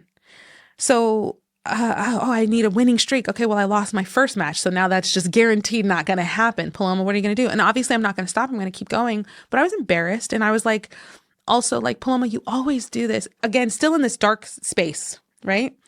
You always do this. Why can't you just train for something? Like just like practice the art of jiu-jitsu. Why do you have to make it like, oh, you got to go to the tournament, you got to win, you need like gold medals and blah, blah, blah. But then I kind of calmed down a little bit because I do love the achieving for things that you've never done before and going for it and like testing your skills. And like, it was also the first time I had done anything. Again, I wasn't good at soccer. which is a team sport. I'm good at dance. I do that alone. Okay. Gymnastics is a solo sport. Okay. Jiu-Jitsu, I'm with another person and they want to win as well. Okay. Yeah. So it's kind of like a language, like, okay, test your skills. Like, can you speak their language? Mm-hmm. Can you lead? You know, can you know how to follow and counter, all these other things? So I was struggling with sleep, with all this other stuff, with business, not in the sense of I'm not a good coach, but it was also kind of like my capacity was so small. Yeah. That I'm like, obviously a coach with a business, somebody with a business wants to grow, and I just could not, which was also scary because I'm like, this is my livelihood. This is what I do. But I also cannot, I'm just not that type of person. If I get a client because I need the client, I don't want it. I don't want to work with them. Like, I want it to make it very clear that what we're doing is for them. Mm-hmm. And so I was like, no, I can't. Also, like, my capacity, I was helping teach certs. I was like doing these things that were good to kind of keep me going. But once they kind of stopped, I'm like, oh my God, what am I going to do? You know? So jiu-jitsu was a place for me to go, was a place for me to kind of exert in a new way that also would help me sleep, you know? And the competitions, the tournaments, the next one I did was in Austin. I went to IBJJF. Nice. And I had obviously everybody knows now, but I didn't tell Professor right away. I was like, okay, I'm going to do this. And then I told Lacey, and then I told Alex, and he's like, oh, Paloma, you're going to go to Austin? You're going to go compete? And I was like, yeah, I was going to tell you today. He's like, you know what? We're proud of you no matter what. And I was like, just these little things. And I had asked my friend, I was like, hey girl, you want to drive with me to Austin? Watch me go fight a girl? She goes, yeah. So we drove, and it was such a magical experience. I won. Let's go. And it wasn't magical because I won, but like my opponent there were still good friends. That's a very interesting thing about jiu-jitsu. Like, happens all the time. You go to war with someone and then you're like bonded in this very special way. But like it was just, Paloma, just trust the work, just show up. Like, don't say I can't. There's the other thing from even with the pull-up, missing it the first time. I had already decided I wasn't going to get it. So I didn't. This one say like, okay, no matter what though, first of all, you showed up, you're here, you're doing it. Most people don't even do that, you know, have the courage, the bravery to try to go face an opponent. Mm-hmm. And, because it's also like, who are you when you win? Who are you when you lose? Mm-hmm. You know? And it was just an incredible experience because I think that she was also so kind. Like, as soon as the match finished, she helped me up. She's like, good shit, girl. And like, that was so sweet too, because like she had just lost and she was so happy for me. And I went to go shake her professor's hand. I said, she's tough. Okay. Like, cause I know what that can feel like. Oh my gosh. I just, you know, you put all this thing and it doesn't go the way you want, but it's such a mutual love and respect. Mm-hmm. And so then I wanted to keep competing because I wanted to go to Pan, right? Pans.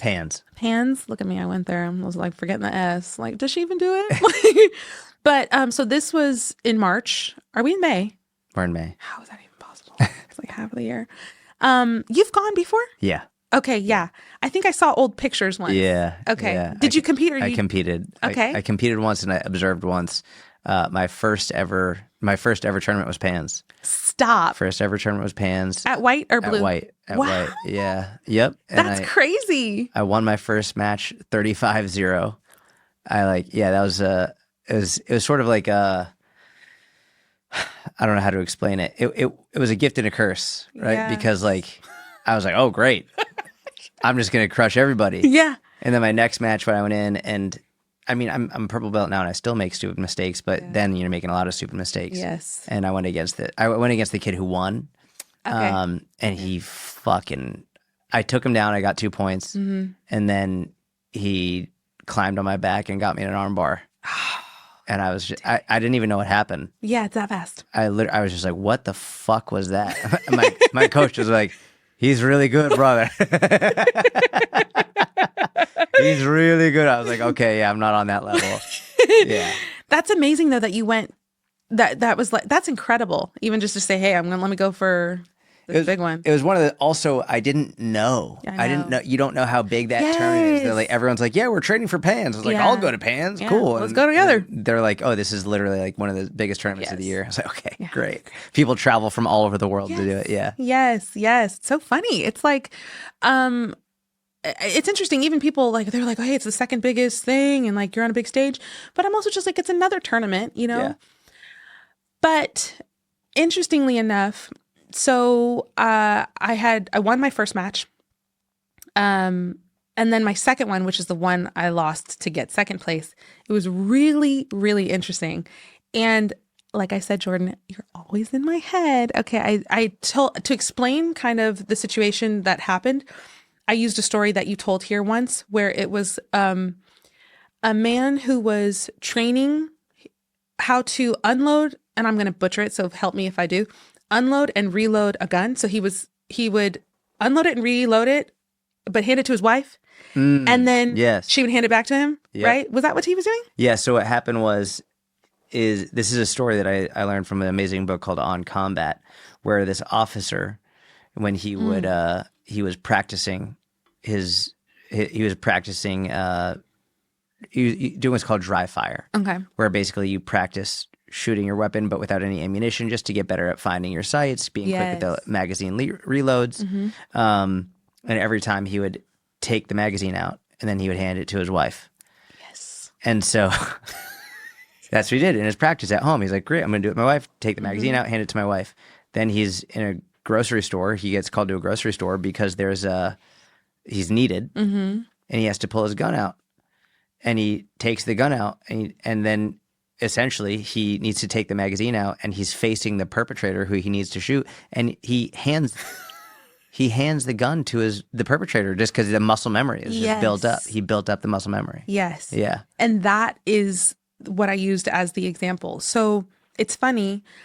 I train with all the guys too, and they push me and they help me, and it's so great. And we have our women's group, and it's great. But also, not everybody's a competitor, and that's fine. You know, like some people are just like hobbyists, and that's amazing. Even hobbyists are competitors, but like, you know, but so typically, like when I'm with the girls, we're it's also kind of adorable. It's funny because like if we nag our hair, we'll stop. We'll say, "Hey, wait a second, let me move your hair," and then we'll go back into it. So at Pans in my second match,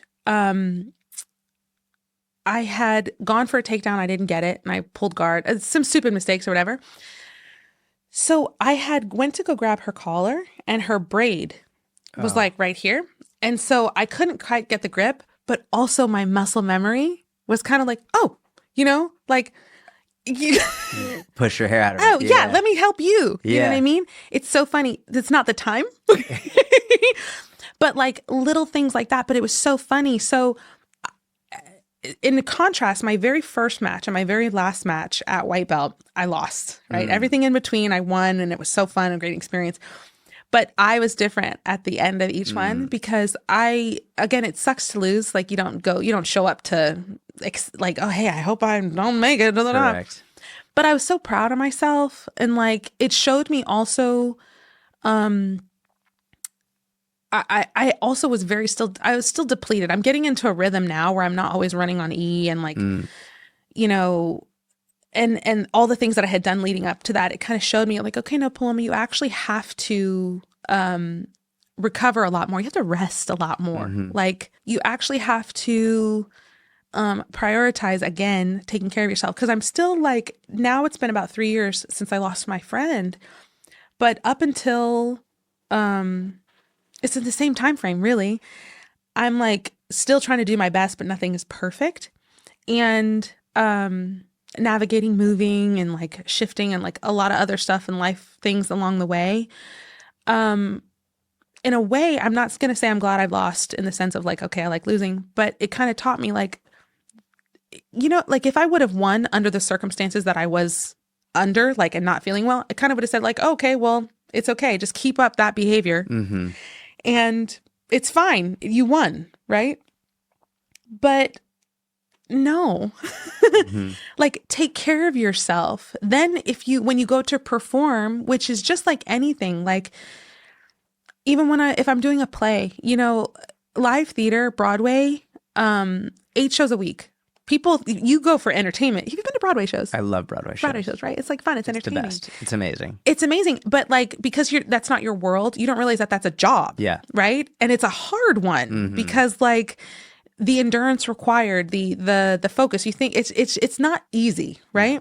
And they don't get paid nearly enough. Yeah. And it's like, yeah. And that even the Broadway stars, they get like the most, but it's still not even enough. Yeah. It's just like, but, I'm like, even I know back then, Paloma, like if you want to perform your best, you can only perform as well as you recover.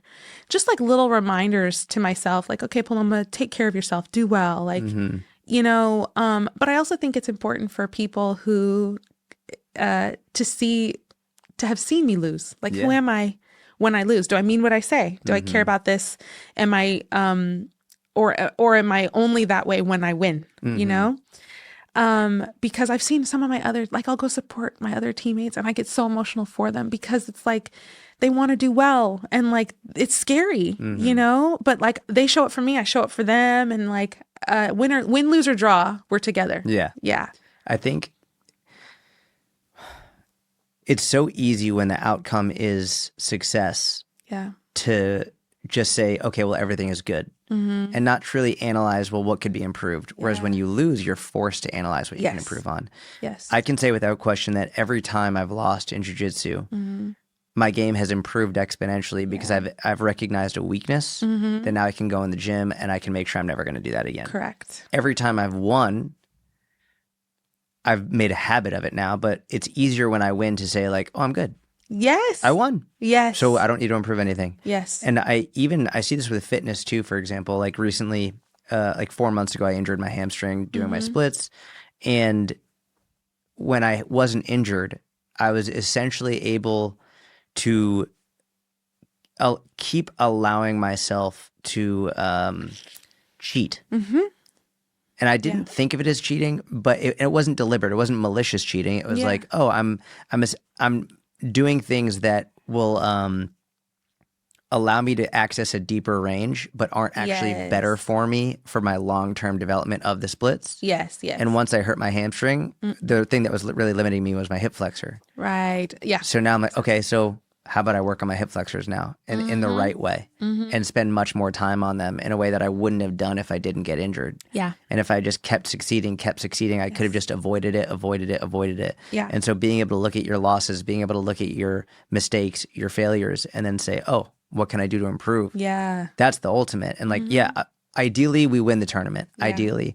But even if you do win, that shouldn't absolve you of saying, what did I do what mistakes did I make? Correct. And how can I still get better? Yes, absolutely. I think that kind of like how we were talking about people have a pride issue when it comes to being a beginner. There's also this perception of failure as only being a negative thing. And I think things also really started to change for me when I started to see it as feedback.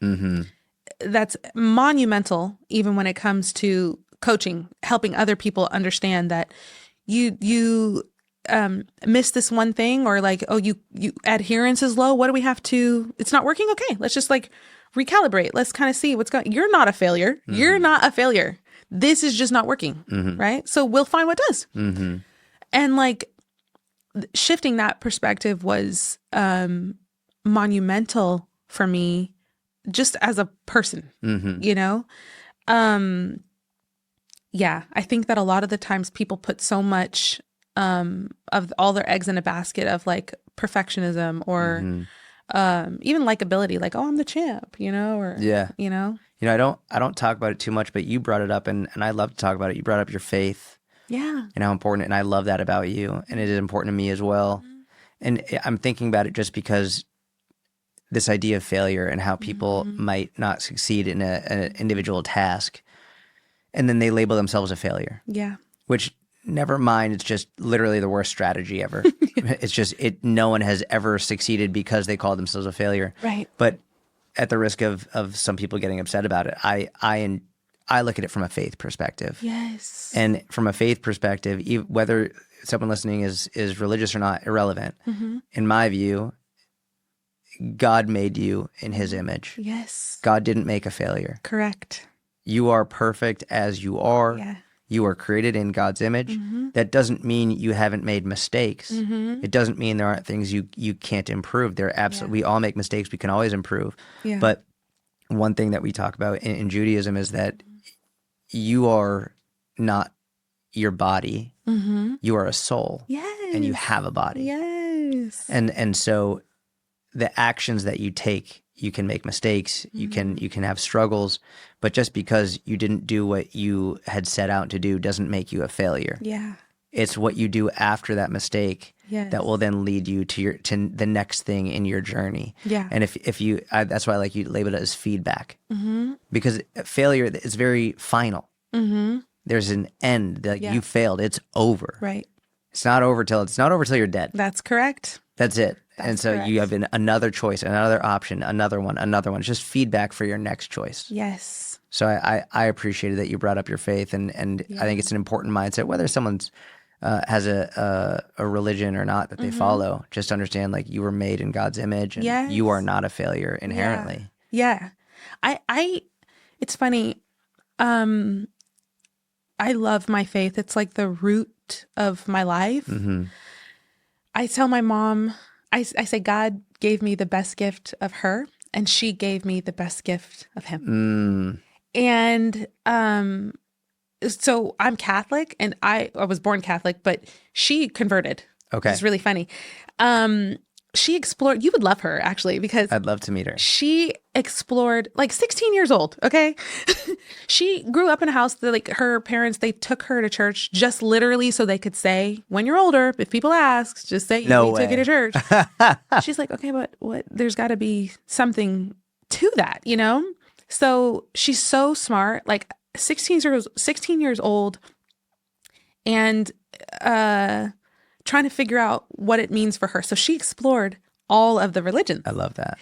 I love Judaism, Buddhism, Catholicism, and she had visited, I think, I'm pretty sure she went to a synagogue. She went to a Catholic church. She went around. But it was so funny. The nun at the Catholic church was the only one who was nice to her. Oh, so, really? Yeah. That's so sad.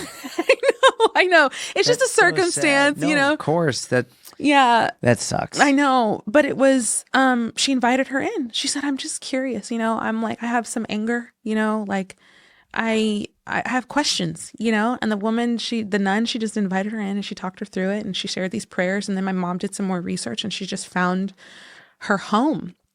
And so, the gift of faith, I look to her as like a model of what a faith walk is. So it's really funny because, like, I love how much you know about Judaism.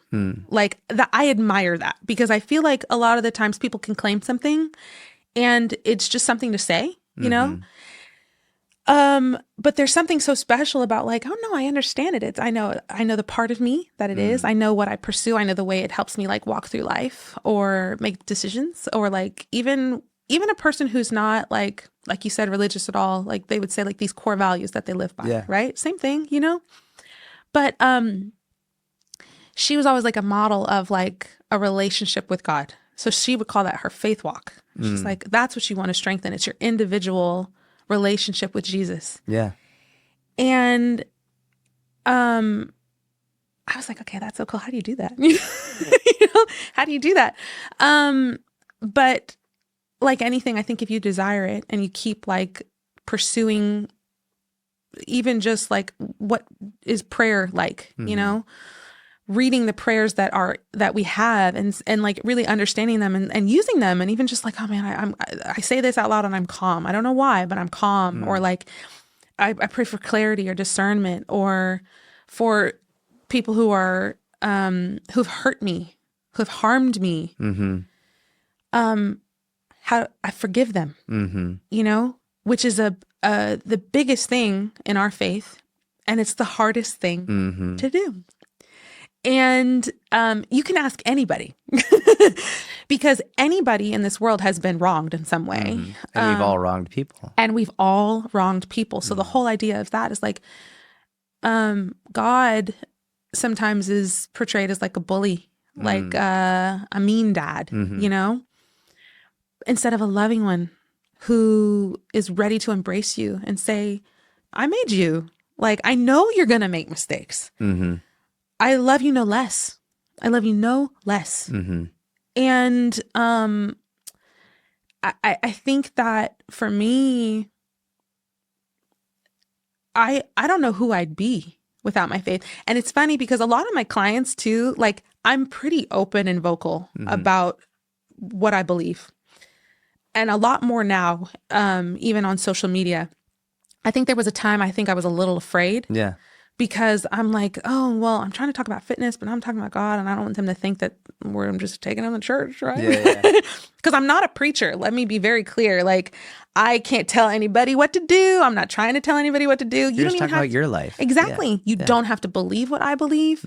I can respect whatever you believe and love it for you, you know? Or if you believe nothing, hope for something for you to have like some type of groundedness for you. But now, especially as I was growing after I left the city and I had that catalyst of my life kind of change with the breakup and how that all kind of shifted and where do I want to do with my careers and how do I use them and how do I use my gifts? What skills should I harness? Because I can do a lot of things. Like how should I use it so I have not just a passion-filled life, but a purpose-filled one, you know? And I was like, God, help me. You show me. Because like I've tried to do life my way. It didn't really work out. Okay. So now I would like to do, because I know there's this book that changed my life and I send it to my friends. I'll send you one. Okay.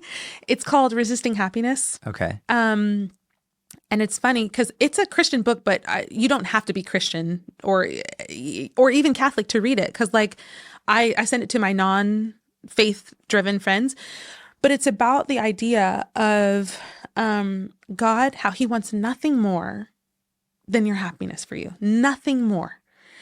But he also has given you free will, which means that, let's say if like, oh man, I'm really stuck at a crossroads, like, Lord, help me. Like, what should I do? Like, should I go this way? Should I go that way? Sometimes he's not so quick to answer, and that's frustrating for people. And the impatience, so resistance of God's joy and delight and happiness for your life has many faces, and impatience is one of them. Instant gratification is another. Even things that are like money can also be a form of resistance, a delay, you know? And so it's kind of like if you have these two paths and you're familiar with like the first couple of steps of this one, right? This one, you have no idea where to go, but God prompts you. He said, go this way. But this one looks kind of dark. It's almost like a forest, right? Like it looks scary. And you're like, well, wait a minute. That's scary. I'm asking you for help, so I'm not afraid, you know? That's also what faith is, right? Because you have to trust the unknown, not the familiar, because the familiar will lead you on the road you've already been walking. The trust, like, okay, you get through the forest, but let me show you what I have for you. God has better than we could ever think or imagine. And it's so powerful. And it does, like a leap of faith, that phrase is required because it is a giving of yourself, right? Like, so I've tried so hard in the past, 8 years now, to deepen my trust, to not let that book, it talks about how if you know what you're looking at, if you know what you struggle with, work on that. You know what I mean? Don't just try to say this is how I am, you know, no changing me, you know? And for people who that's kind of hard to hear, I use the example of addiction, right? Because you didn't start addicted to cigarettes, let's say. it happened, right?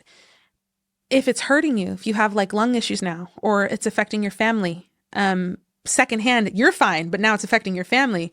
Are you just going to say, so I am? Mm-hmm. No, you can work to improve yourself. Like what's the coping mechanism perhaps? Or what is it trying to fill, you know? And that's like with any type of addiction. And the best thing about what I practice is like everybody has something. Mm-hmm. I know some people will look at me like, oh, Paloma, you're so like happy. And like, Lord, please don't let anybody ever call me perfect, because I'm not. Mm-hmm. I struggle greatly. I have to make sure like, it's not hard for me to do the right thing, especially when it comes to others, but like the right thing for myself. Can I do that? Mm. Like, cause it's not going to hurt anybody else but me. Mm-hmm. And that's a problem, because like, I still matter.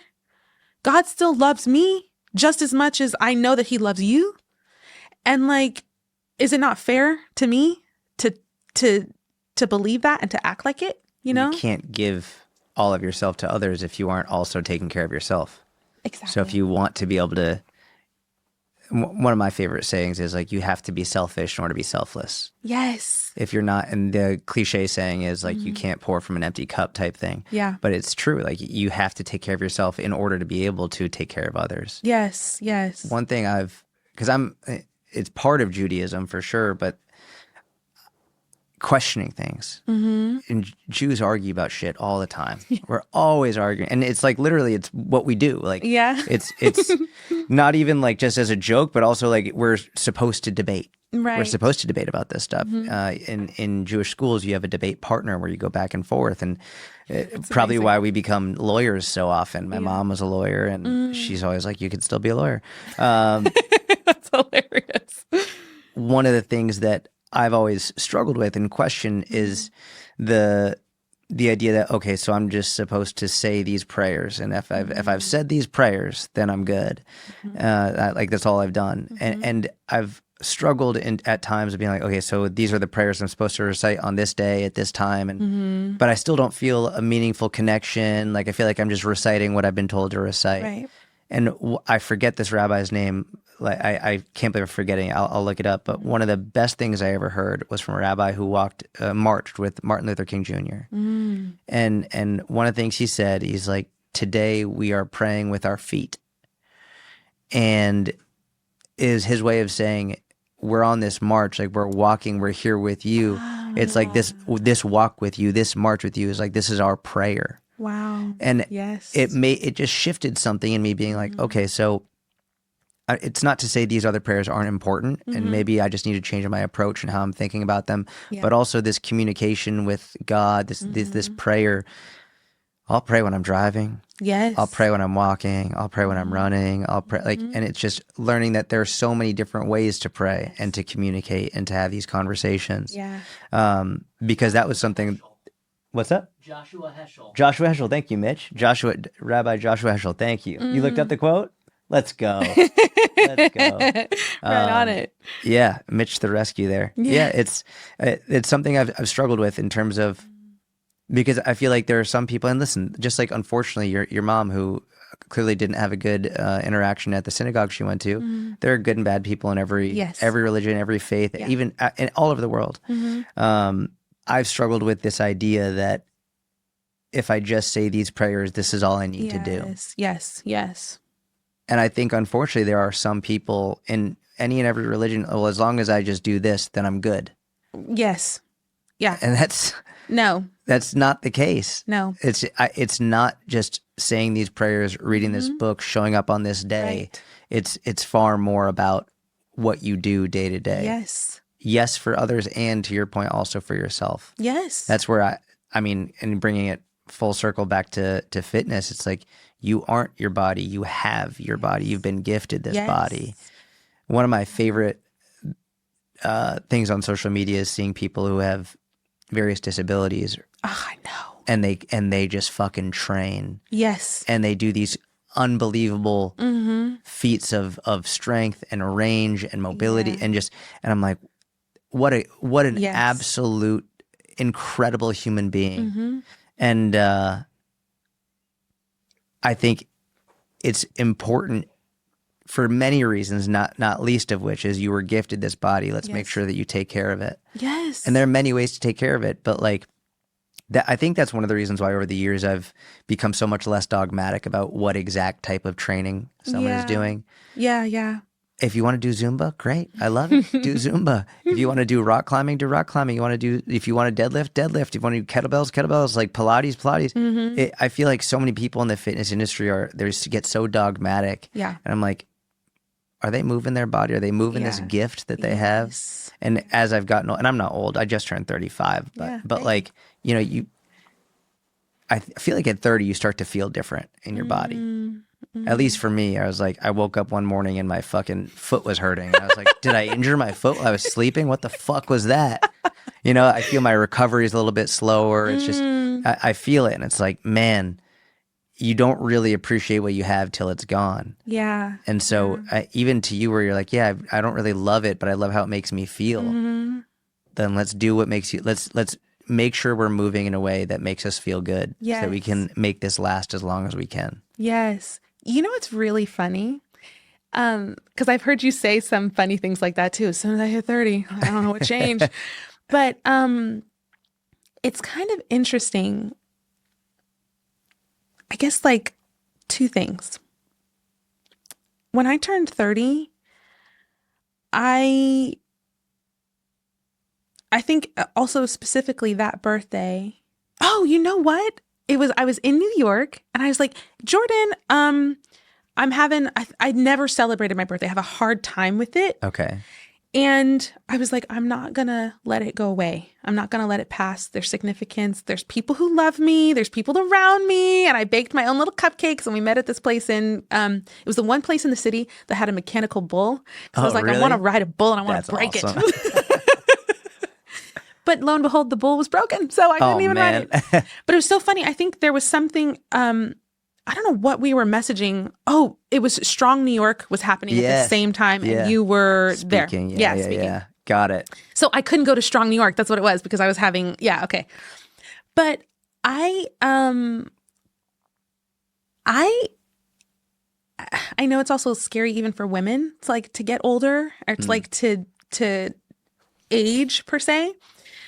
But I have a different experience and opinion. I love it. Let's hear it.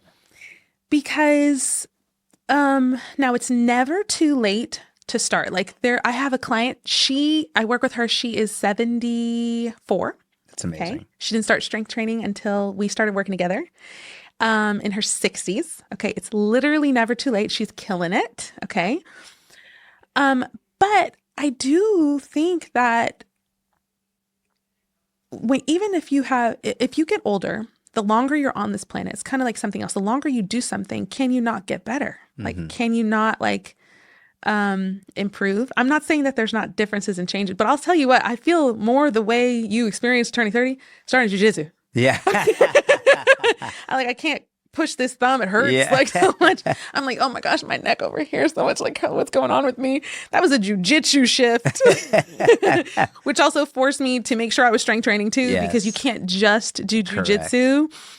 But I think there was a second point when it came to aging and turning 30. Oh, maybe it was on the lines of, you think a lot of the times people think the 20s are like the prime decade for everything, which is not true.